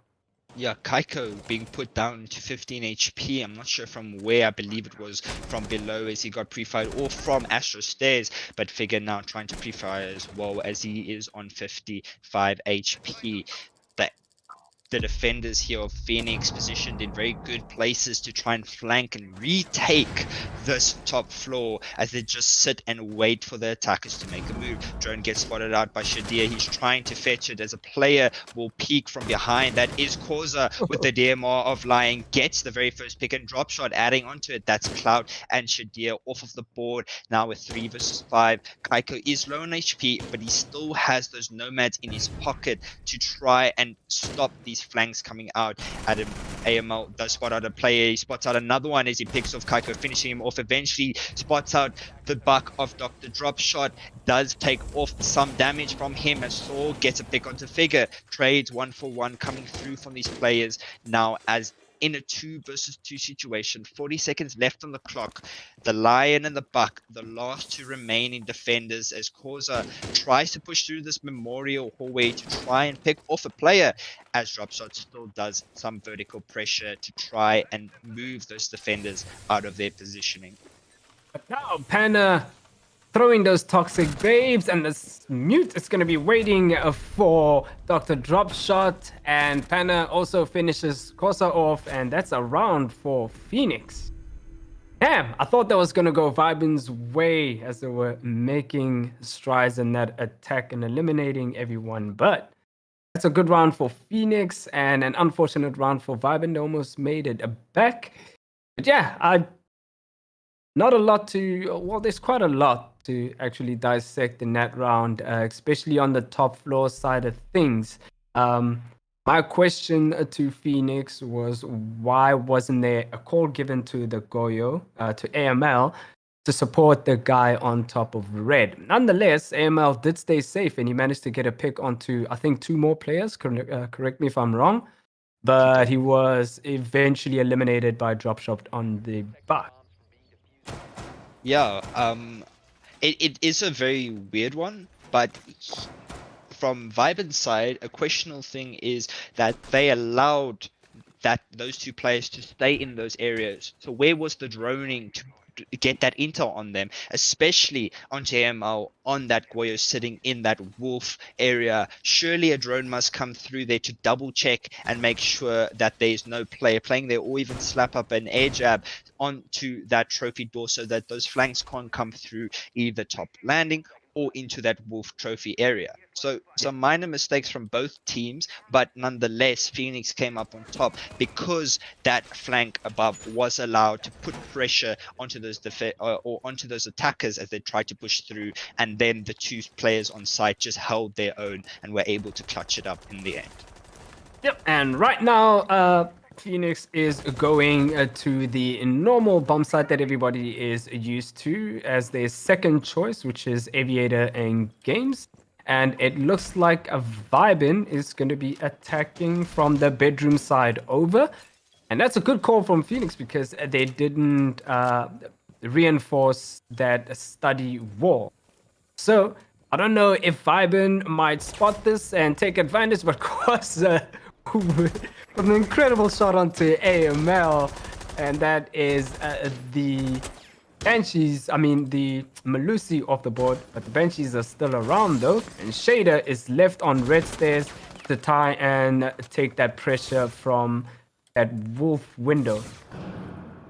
Very slow attack coming out here from Vibe, and they do have full control over that trophy and statue as now they look to watch the rotate out from that player on red. I do believe he's already rotated out as he is in sight, but Vibe are unaware of this as they still believe he's playing on that top red area. Shadir now holding an angle onto this top landing, waiting for a player to push into his lines of sight as Cloud actually going for a flank. He could really put a lot of pressure here if those air jabs on placed in really good positions as Causa gets a second pick, picking off the mute that is Saw off of the board, leaving Phoenix in a 5 versus 3. Here comes Cloud with this flank as the impact grenades coming out involved to stop those ace charges. Unfortunately, it will not be able to get that one as Kaiko gets a pick and Shadir pops up in 90 and gets Sandals off of the board, and he gets refragged onto Figure, and Dropshot gets the final pick onto Pana, bringing Viben to a 1-all scoreline and winning their very first attacking round. That was an execution if I've never seen one. That was well taken there by Viben, just eliminating everyone one by one, straight out of their positions. They didn't. I think the only person that got to rotate there was it Shadir on the Jaeger? It might have been someone else. I don't know. Yeah, he's the only person that probably got to rotate. Everybody else was just executed on site. Seeing them and then they get executed. But well played for Viben there, and it looks like Phoenix is going to Trophy Room and Statuary. Total disregard for AVG this time around and leaving that site alone. They'll revisit it next time. On the cycle, they just might go to Kitchen. Who knows? Trophy being their tertiary bomb site, actually, seeing as they took Kitchen first and bringing a castle mute strategy. So an interesting one for Phoenix as they reinforce both those archway windows there in master bedroom and have 2 rotates on opposite side, or rotate and headite holes on that master bedroom wall, and then still obviously the headite / feet holes in bedroom, and they're still pushing all the way to bar and aviator side. They extend a full map control except for below, of course. But that just means that Viben are going to look at it and say, okay, well, we need to take below to put pressure on those attackers or defenders and just ignore the roam presence completely. Yeah, and look at that shield that's going to support whoever's going to be roaming in a 90 or aviator, I suppose. So he's going to be able to, Shadir is going to be able to play safely there. And right now, Panda's going to be contested in wardrobe. Is he going to stay in there? No, he's going to run away. They're going to soak up as much utility as they possibly can before they fall back, obviously. And right now, I think Drop Shot is going to be trying to pinch this castle from the bathroom window side of things. Grenades pouring in, the castle swinging out, but Shadir or Sandals actually wins that one, eliminating Panna. Right now, that's a good move from Phoenix. I mean, yeah, from Vibin, as they have the lead man count. 4 spots out of play on that Astro window repel. That is Causa on the Sophia. And now a 4 versus 5. A minute 45 left on the clock. A drone does get spotted out. Another one as well. Saw loses some HP, but he's trying to focus on this Astro window as Dropshot just entry straight through bathroom, and Figure gets picked off here, or he's just down but not out. And 2 players get spotted. One does get taken out as a second player gets spotted out. A third from Dropshot as he picks off AML. And the rest of Phoenix just entering straight through into sight with that buck. Couldn't care a world of who was in his way. He took them out and won the round for his team. Well played to Vibin, and really good attack from them on their 3rd attacking round. I do not know what happened to Phoenix there, but they just got slaughtered in Statue and Trophy. Probably worse than they did in AVG. So they're going to decide to go back to Aviator Games right now, and they're going to bring in Echo Rooney this time around. I think they did have an Rooney on the previous round where they went to Aviator Games room. So they need to come up with something right now, because the way those rounds went, if they don't pick things up, it's looking pretty bad for them. So hopefully they pick their heads up and realize their mistakes, and they reshuffle things around this time, and we'll see what the changes are for them to hold back this round. Indeed, but now going to that Aviator Games with a different setup, and they will reinforce that study wall this time. I do believe it was a mistake in the previous round that they did defend Aviator in Games, but they'll get that nonetheless. I think it was because Maestro looked at the wall and he was quite, confused as to why it wasn't reinforced. But we move on. They do fix that mistake now. They don't have the Maestro on the board anymore. They do have the Echo instead on the cloud side, and that Legion, of course, to try and put some bit of delay on the attackers, a bit of aggression, because it does look like Vibin are using those entries in their favor to really just push and put pressure. But Vibin look like they are doing an alternative push this time, as they are trying to take control of study. So not really giving Phoenix anything to read or to expect, but more doing unexpected work for them to really try and put pressure. Yeah, I'm actually surprised for Aviator Games why Phoenix hasn't bought a Valkyrie. I think they had a Valkyrie for Statue and Trophy. No Valkyrie for this one. I think the Valkyrie would have been very beneficial for them on this side of things, especially seeing as they have a couple of players downstairs, but that player, which means Shadir, is going to be contested by a lot of Vibin players. And Drop Shot does get a pick onto Shadir, eliminates him off the board. Now Buck is going to be working on the floorboards from below, which is going to cause a massive issue for AML and the rest of his team who is downstairs. But AML opens a hole of his own for downstairs. Does take a little bit of HP onto the Buck, but no cigar at all. And Cloud is waiting for the Sophia to come upstairs. You gotta hit those shots, Cloud. Of course, eliminating a Cloud, and that's a very important operator to eliminate. That is the Echo off the board. This is looking like a mess for Phoenix right now. But there's 2 players of Vibin that are down but not out. Because eliminates Panna while this is going on. Those 2 players are still down for the count, and it looks like one of them is going to be helped out. It looks like it is Sandals, and Figure gets eliminated. I think Figure was left there for bait, and they saw them picking up the other one and finishes him off. Gemini Drone eliminated, and look at that. Kosa with the LMG on the Sophia, and if anybody's wondering why, that's because a normal AR was nerfed to oblivion. Therefore, players are forced to use that LMG. And as we see, that LMG goes non-stop till the player is down. Speaking of being used, their tack timeout, Phoenix's tack timeout will now be used as they have just lost 3 rounds in a row as Vibin take their very third attacking round in their half. A 3-1 split so far, very good for them in the first 4 rounds. But speaking of that round, there were quite a lot of mistakes coming out there from Phoenix. They were really put under pressure. They were trying to contest Vibin, go into Vibin's lines of sight and bring the aggression to them, but it wasn't working as Vibin expected that sort of play. And at the moment, it just doesn't seem like Phoenix are in the correct mindset or woken up completely, as we did see a lot of misplays coming out from them. I won't point them out directly, but there were quite a few shots missed, maybe some missed knives happening during the rounds.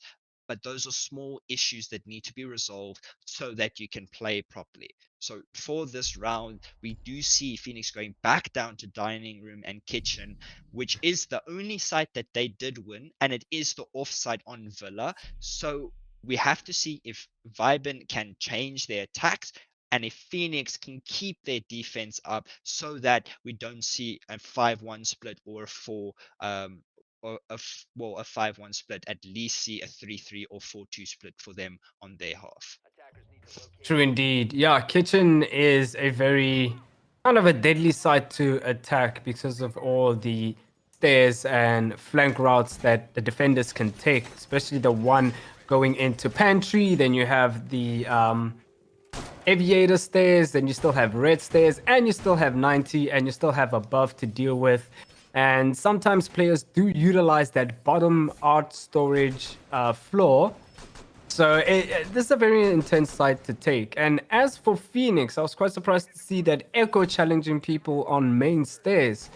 When in most cases, you would want to hold back the Echo, keep him alive for longer, and maybe him use the drone and stun whoever's coming up those stairs and let whoever's playing that shield take that fight onto whoever's coming up on those stairs. So it's little things like those that kind of decide whether a round goes pear-shaped or you kind of do win. It's a bit risky, but also not worth the death as well. Right now, Vibin is back on the attack onto that bathroom windows and closet again. And this time we're seeing a couple of players pushing in from the aviator side of things. So we'll see what kind of a take this is. They're going to be met with Shadia and the Wamai on Clout. So if they can eliminate those two, then it should be good for them. But Panda does see somebody upstairs and challenges them, but must fall back. Without being contested there, he does want to watch out for his back. There is a player pushing from behind as the drone's coming through here, and the entry is trying to make way from Vibin as we do see them positioned in this bottom area as Dropshot takes quite a bit of HP off of himself as he gets hit with that C4. Cloud getting droned out heavily here as there is a player contesting from 90. That's Causa to get the very first pick onto Shadia for Vibin Esports. A 4 versus 5 with a minute 35 left on the clock. Vertical pressure being done here by the attackers as we see all 4 of them positioned in this master bedroom area, waiting to try and pressure out these 2 players. Cloud does get a pick. That's Dr. Dropshot off of the board, but he will be contested here by another 3 players. AML just sitting here waiting patiently for somebody to walk into his lines of sight as Sandal swings wide and picks off Cloud. AML does swing up. He gives his position away. He does put some take HP off of Sandals, leaving them vulnerable now as 2 remaining players on site and 1 stuck upstairs. Actually, no, he has rotated down to library, so he will be able to put pressure from there later during the round. And 50 seconds left of this round. That's enough time for Vibin to make an execute. If they find out that everybody has a return back to site, that leaves them to continue their assault from above and open up the holes that they need to set up that execute. Right now, 3 of the players of Phoenix are going to have to get into position to stop this execute from happening. And it's quite doable with 30 seconds. if they can deal with that pressure from above. The hatch is going to be finally open, and it's looking like that push is going to come into that James side kitchen area. Kind of. And Sandal does get eliminated by Panna, and Panna gets another pick onto Corsa. This is looking interesting right now, and Panna gets another pick as Figure also answers back. And Kaiko puts down the diffuser, but AML has an answer for that, eliminates Kaiko. And that is a round of 4 Phoenix this time around. Much better defense from Phoenix. Obviously, it is the site they won the very first defense they went to. And while Kitchen is the only site that they've won so far, 2 times that they've played it, they've won it twice. So it looks like Kitchen is a very strong site for them. As for Viben, their attack was well coordinated, but it got stagnated when they weren't able to really clear out those last 2 remaining players upstairs. Clout and AML just sitting there patiently waiting and putting a lot of pressure, and then not being able to get cleared out. Clout got a pick. He then did get refragged, but they allowed AML to fall away, which he could have put pressure from later on. And with the time just running out to try and clear out those players a bit still, it meant that Viben had to try and rush through either laundry or pantry, and laundry wall wasn't even open. There were 20 seconds left and laundry hatch was starting to be open. So very bad time management from Viben, but for Phoenix, well done on them testing and really using that time to their advantage to win themselves their second round. Yeah, I think the laundry execute was a bit of a panic execute, and they were running out of time. I mean, they had enough time, but I think they squandered it there when it came down to the 20 second timestamp. But yeah, it could have worked out, but it didn't. I think if they carried on with their assault down to Astro Stairs and down to the main, like, China side of things, they would have been, or into Memorial, they would have been more successful. But I think that last minute call kind of killed them in the end. But nonetheless, Phoenix won that round to make it a 3-2 scoreline, and they've gone back to trophy and statue, and we'll see how they're going to be holding it this time around. We do see Panna and Shadir down in Aviator in games. They're going to be holding it down that side. Wonder if they're going to be standing their ground a lot more this time, because what they had to deal with last time was just a Corsa on his own with the Lion. In fact, he had to drone himself at some point. So if they've recognized that, they might take advantage of it. If not, Corsa might be successful again in that take. Indeed, as now not much time has been taken off of the round, and the attackers are all lined up here to try and get rid of this shield in master bedroom. Kaiko just losing HP as he peeks wide to try and throw through those stuns to get the nade through. One nade does miss, but the second nade will surely get that warrior shield, as Shadir does push back a bit to try and alleviate some pressure being put on him. And Nitrocell coming through from Saw, picking a figure that is the hard breacher off of the board. There is no secondary hard breach for Vibrant Esports, as now the wall just not being able to be open there with that mute jammer. There is an ace charge, so if they can get rid of that mute jammer, the wall will be able to be opened up later on. Yeah, all they have to do is get rid of that mute jammer, which seems like that is what Dropshot is going to be doing. But I think AML may have noticed this somehow and is going to be challenging that, and Dropshot wins that gunfight, takes AML out of the picture, and now Phoenix has 3 players left again, 3v4. This is looking like the same tale of story that we've been seeing this whole game, and we'll see how Phoenix deals with that. Saw has new plans for Sandals by eliminating him and getting him off the board. Wow, Sophia didn't see Shadir at all, but Kaiko does get a pick onto Shadir. Dropshot adding onto the board as well as he picks off Panaf in the round, leaving Saw in a 1 versus 3. He does have just over 55 HP against, well, a full HP player and 2 half HP players, as Dropshot now swinging wide. He does spot him out, goes for the pre-fire. Sophia just holding the angle there, Causa, as the quick peeks coming out here from Saw, trying to make something, but that LMG just carries on going. There's 150 bullets in that mag. It will not stop. Actually 56, as Causa is running out of ammo, and he won't, as he gets the head of Saw as Saw peeks wide and doesn't really get the angle onto Causa. And Walt Viben Esports take a 4-2 attacking split, going over to their defense half now in this matchup. Yeah, Phoenix is in a little bit of trouble. I mean, a 4-2 isn't bad at all, but a 4-2 and going to attack is a little troublesome because now Viben is going to be comfortable on their attacks. They just need to win about 2 or 3 more rounds to close this off. But we'll see if Phoenix, maybe they also might be heavy on attack. Who knows? But on Robin side of things, we see a castle coming out for dining room and kitchen. They're also going for the kitchen side first. Seems like a ongoing thing in this matchup. So we'll see if they hold it different or not. Phoenix had a lot more presence upstairs, and I think they only had 2 people on site holding it down. So we'll see if Viben does the same thing or they're going to be doing things different. Indeed, they do have a different sort of setup on their side. They don't actually have a Jaeger at all. So, well, I was gonna say the nades from Phoenix will be able to then, swing by freely past the Runi gates if they get taken out. But there's no nades from Phoenix's side, so that's out of the picture. But that castle and Mute going to be able to really slow down the attackers, and obviously the Runi gates, and then the Pulse and Valkyrie giving a lot of intel for Viben Esports. So they have a very diverse setup here to try and hold their kitchen defense.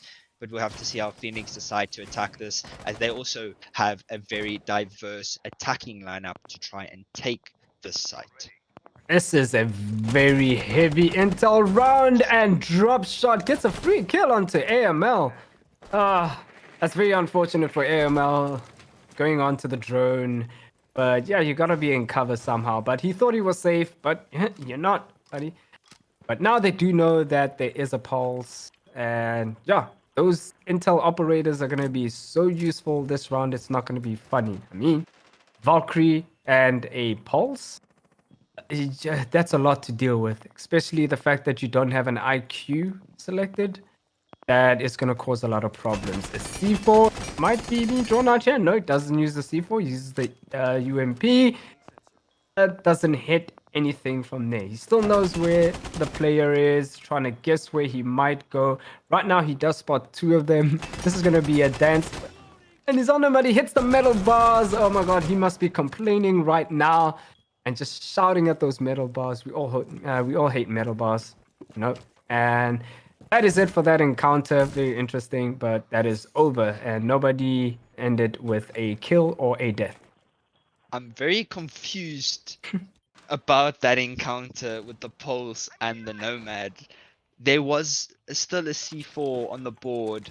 And they're still standing there. Okay, but he used the C4 now. He did get a pick off of it, but I'm wondering why it didn't happen on the previous operator that he was trying to wallbang. But it's okay. He does get a pick for himself nonetheless. As now Cloud gets a pick for himself as well as he picks off Figure. He does spot out the second one as he gets swung wide there, and a pick from Causa gets traded onto Shadir as Cloud finishes off Kaiko as well, bringing them into a 2 versus 2. Saw getting a pick onto Causa, bringing them to an even man count in these last 40 seconds. Sandals all the way in the basement, able to come up to this pantry on a flank. The drone does spot him out. Will Cloud have that intel? No, he doesn't, as he just pushes in. Sandals here able to just put pressure on him as he is down in the 1 versus 2. Saw has to do it all with 20 seconds left. Oh, and Cloud tries to peek, but eliminated by Sandals, leaving it as a 1v2 situation for Saw. Right now, he finds himself another kill. Is he going to be able to stop this? No, he has to either go for the kill or plant the diffuser and die. And right now, he has a pistol in hand, but Dropshot wins it out with that UMP on the pulse. And that is a round for Ivan. another round for Viben Esports as they take their very first defense on the Kitchen site. So it looks like Kitchen is working out in the favor of the defense, but we'll have to see if Aviator and Games will work out for Viben Esports as they do go to that as their secondary site on this map. They do have an interesting lineup, having that Ella and Smoke for the shields. Shield meta against the Flores, a very interesting lineup for them, but we'll have to see if those Flores drones can actually get through those mute jammers or if that will cancel them out completely. Yeah, like Phoenix was struggling a lot in that round, but that's due to the fact that they didn't have anything to clear out most of the utility. So right now they do have grenades, so the Flores and plus the grenades might be easier to deal with the shields, but they have to go through the mutes first on these sandals. Provided if they're placed really good, then that's going to become a problem for them. So we'll see if Viben holds the study side of things or if they're going to extend out to trophy and games just as Phoenix did. And right now it's looking like they're going to be holding 90 and main stairs, or they're going to be contesting main stairs and probably study as well. They have holes on the main walls from bar and from games side of things. So taking study is going to be a bit of a suicide mission. You might get one, but you're probably going to die doing so. That shield play coming out for Viben, as I spoke about it, going to be putting a lot of pressure on Phoenix, but they are choosing to push master bedroom instead, and they do have somebody repelled on that bus window to put pressure on those two defenders on red. But this long angle being held here by Ayana is going to be able to stop that if they swing into his line of sights, but nothing will be gotten for now as the Jaeger does get spotted out. However, a pre-fire coming through, but nothing gets taken off of Viben Esports. Yeah, and now Shadir is going to be pushing that Jaeger back. And as you saw, and as Justin mentioned, that Ayana and Ash waiting on that wolf window, they're probably waiting for this Jaeger to rotate. But Jaeger does have support from the Aruni. Does fall back, and I wonder where's the Jaeger going to end up. He's going back to statue. He might be going downstairs, or he's going to contest this bathroom side of things. He's probably wanting to get a pick, and he's going to return back. He does damage Flores a little bit, but so eliminates that Jaeger off the board. And that is a good pick, actually, for Saw. And now they can push forward a bit more. And Figure left on his own 90, and he's going to be contested really soon. Does choose to fall back instead, as the pressure is going to become imminent now. As a C4 does get thrown out from below, that will be the only C4 from Viben being used up. As a minute 5 seconds is left on the clock, as Shadir adds onto the board as well. Now picking of Sandals and Causa trying to swing wide here to try and make a pick. He does spot somebody out, does not take a shot, as he just gets into this corner to play across with Figure and hold control of that Aviator site. The smoke canisters coming in handy here for Kaiko as he tries to pressure this player playing on top main, as Shadir now chooses to swing wide here in this Aviator door. AML does get a pick onto Figure, but Rotero drone being opened up by Flores as he gets swung. He does get downed, and Causa will just run straight away to try and now contest onto that 90 push.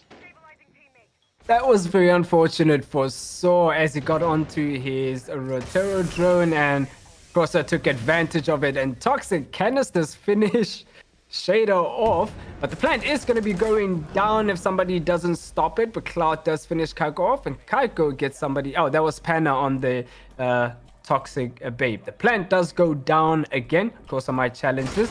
See the top of the head of whoever's planting, eliminates him, but that's not enough.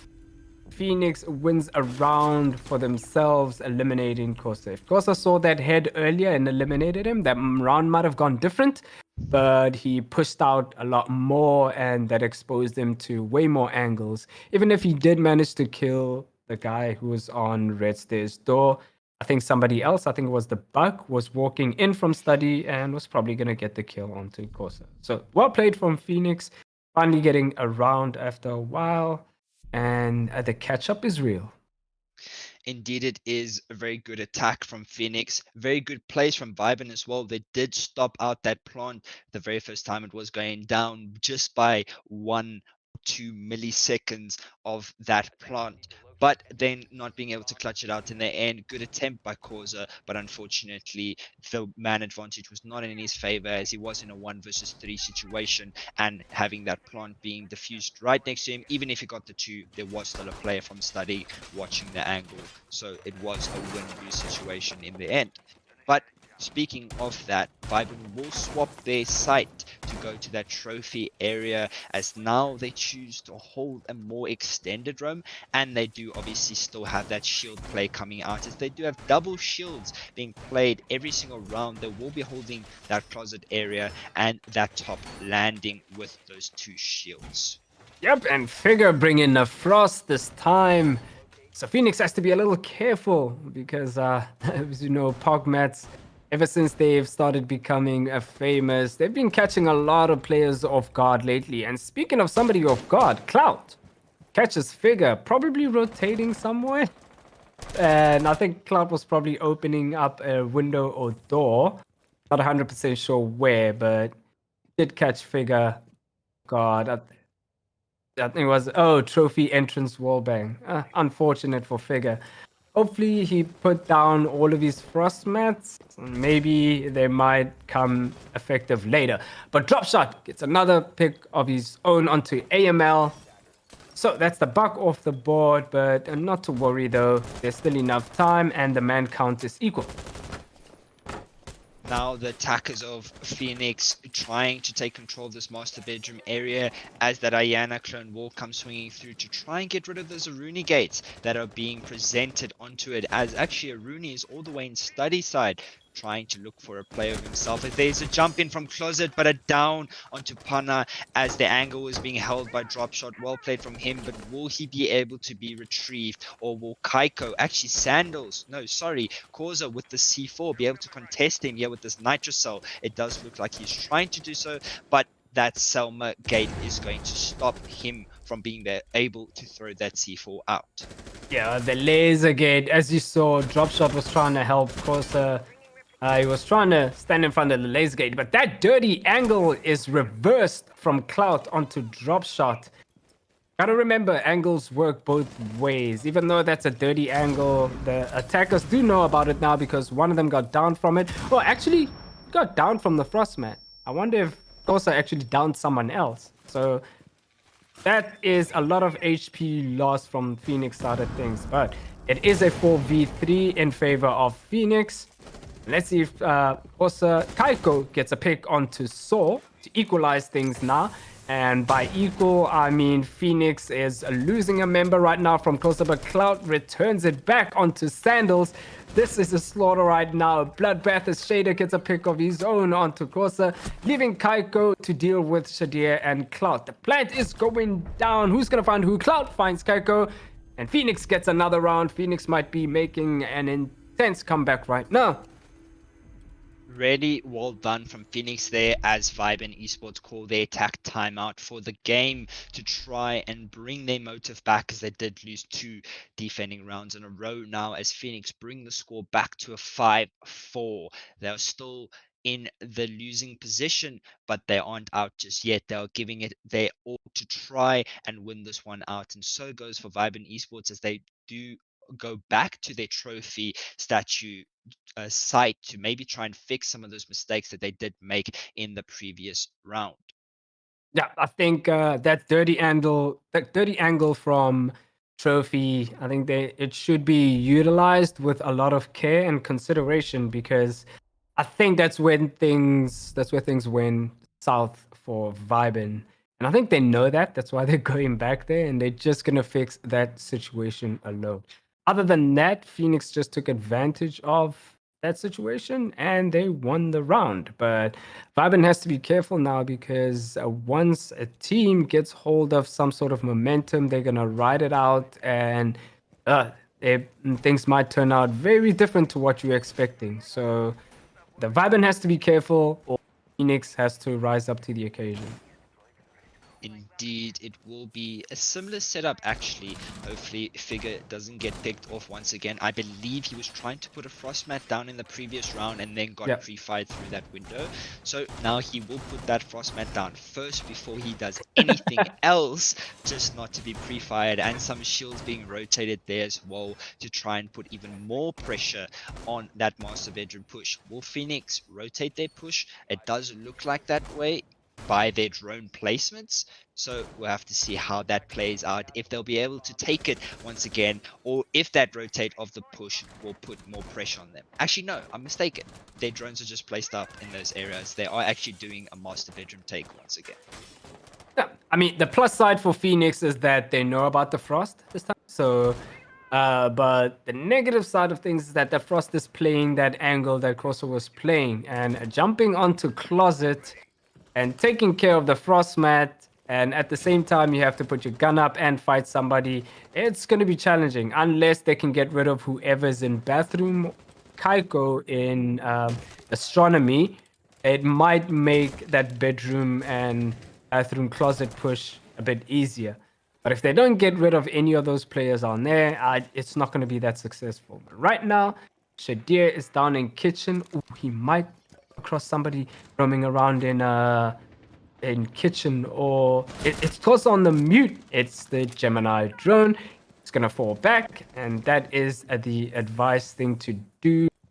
And he goes upstairs to join some of his teammates, possibly make another rotation somewhere else.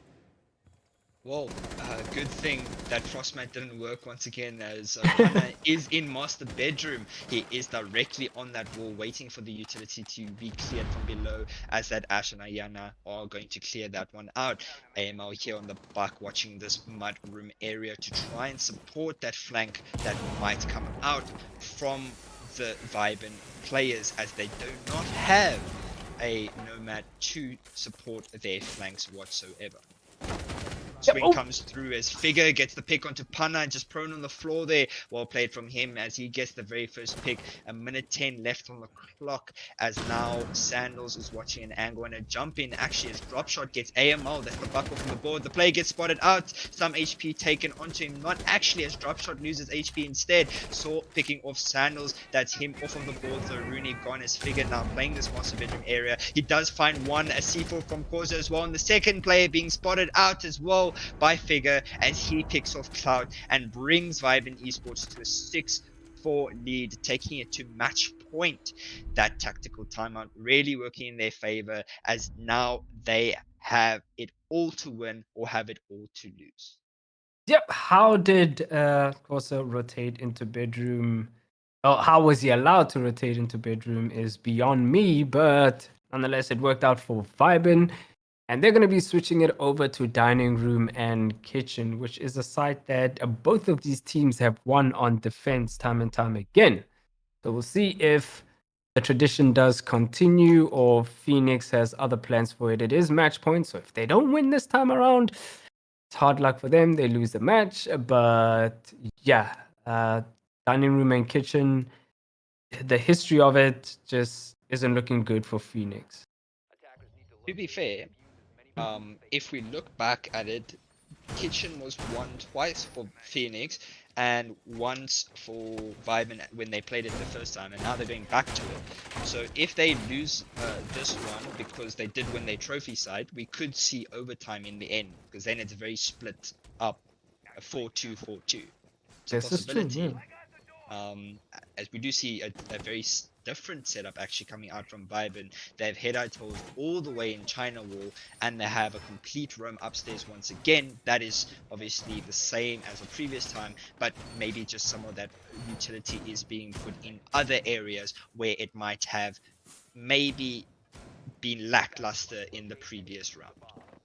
If Phoenix realizes what's happening right now, okay, you see, the good thing about Vibin's defense is that, of course, it's going to be on that Pulse Insight, so he's going to be feeding information for anybody upstairs, up top. But what if Phoenix decides to take a couple of players below.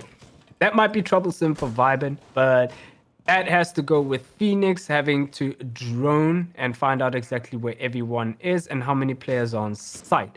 Right now, Shadir is pushing heavy into Piano, and he might have control over red stairs quite soon enough as he waits for some of his teammates to either get more intel to push in further or to get rid of some intel. Right now, Claymore is going to be placed onto Piano door for anybody trying to rotate or flank, but I don't see that happening anytime soon. Was making himself a rotate there to try and push through. As Sandals has spot out a play, just takes a little bit of HP off of Shadir. Nothing too much as now the yellow ping's coming through, but he's pre-firing through the floor onto a castle barricade. As Figure does eventually get that pick as he picks off the Flores and Sandals, getting Shadir, eventually finding him in the round. As now Phoenix are left in a 3 versus 5 on match point. Cloud, AMO, and Pana have to do it all to try and clutch this one out and keep themselves in the game. Drop shot on this pulse is going to be putting a lot of pressure on them, however, as he's just giving so much intel to his team on where these players are positioned. This pulse play is killing Phoenix right now because that intel is so important and it's making all the difference right now for Vibin. Saw and Shadir eliminated off the board, leaving AML, Pana, Clout to deal with the rest of the round with 57 seconds left. I mean, the time isn't bad. There is enough time, but you have to find 5 Vibin players, all full HP, and make an execute in 40 seconds while losing HP on top of that. That's a very dangerous situation. Sandals does get a pick onto Pana. This round is looking lost, but Clout does get a double pick for himself. He doesn't want to let it go, and Clout is left all alone to deal with 3 Vibrant players. He has to do it this time, but he finds one of them, and that's of course off the board. So there's only 2 left: Kaiko and Sandals. One of them is off site, but he has got in the diffuser, but he does get the toes of Kaiko, and he picks up the diffuser. Will he be able to successfully plant it and get away with it? Nobody knows. Sandals is patiently waiting. Cloud is going. The diffuser's almost there, and it's right there, but Sandals was close and finishes Cloud off. A little bit of teabagging and finish the game. And that is game for Vibin. Round Imagine one if there. there was a Claymore there. Yeah, imagine if there was. Clout having to try an ace to clutch up that round for his team. Unfortunately, he wasn't able to do that as he did get 4 in that round, but the final player just playing out time. If he had maybe like 2 to 3 more seconds to be able to spin around and get that player off of the board, Sandals, maybe it would have been a different game. We might have seen overtime, but unfortunately that is not the outcome as Vibe Esports do earn their victory, winning it out 7-4 with a hard-fought victory, as Phoenix did give a lot of good rounds for themselves. In that, there were some mistakes here and there, but obviously for Vibe and Esports as well, not every team can play perfectly, but for those 2 teams, Viben did come out on top as Dropshot and Causa just top fragging in that game to try and lead them to victory. Yep, I feel like this was a fight to see who can hold Kitchen better because I think Kitchen was the only side that was won on defense. I don't think there was a single attack round that was won on Kitchen. I may be wrong though. But yeah, well played from a Vibin and a good try from Phoenix. Justin, that takes us to 1-1 as our scoreline goes. Not actually. It's Isn't 2-0 it? for you. How's it? Oh, is it 2-0? No, I was Phoenix lost. Exhale 1. Oh yeah, I put on Vibe and I forgot. I thought I was a bit confused. My bad. So it is 1-1. Scoreline continues like always. But just speaking a bit about that game, those Kitchen strats just seem that Kitchen is very heavily defender sided and the rest of the map more attacker sided. Just from that matchup, of course, Trophy was only won once on the defense side, and Aviator was not won a single time on defense whatsoever. So Yeah. it just shows that maybe Kitchen is the more preferred side for these teams, as they did put a lot more effort into playing and winning those sides. Maybe it's just a difficult side to take control on those attacks. But nonetheless, that was the last game for this evening, as Vibe and Esports take that game 7-4. Previous matchup, if you didn't see it, it was Exhale versus Bravado. They won 7-3, Exhale taking the victory. And then the game before that, the very first matchup of the tournament, was Imperial VII, Imperial 7 versus Sinister 5, as they took the victory 8-6. So those are your victors for tonight. We will be back tomorrow morning at 12 p.m. again for the very first matchup, which I'm not actually sure who it will be, but we do have games scheduled for the whole of tomorrow. So stay tuned, as we will see you guys again in the next one. Yep. It's Justin and William, and we'll take you guys tomorrow. Ciao, ciao. Cheers.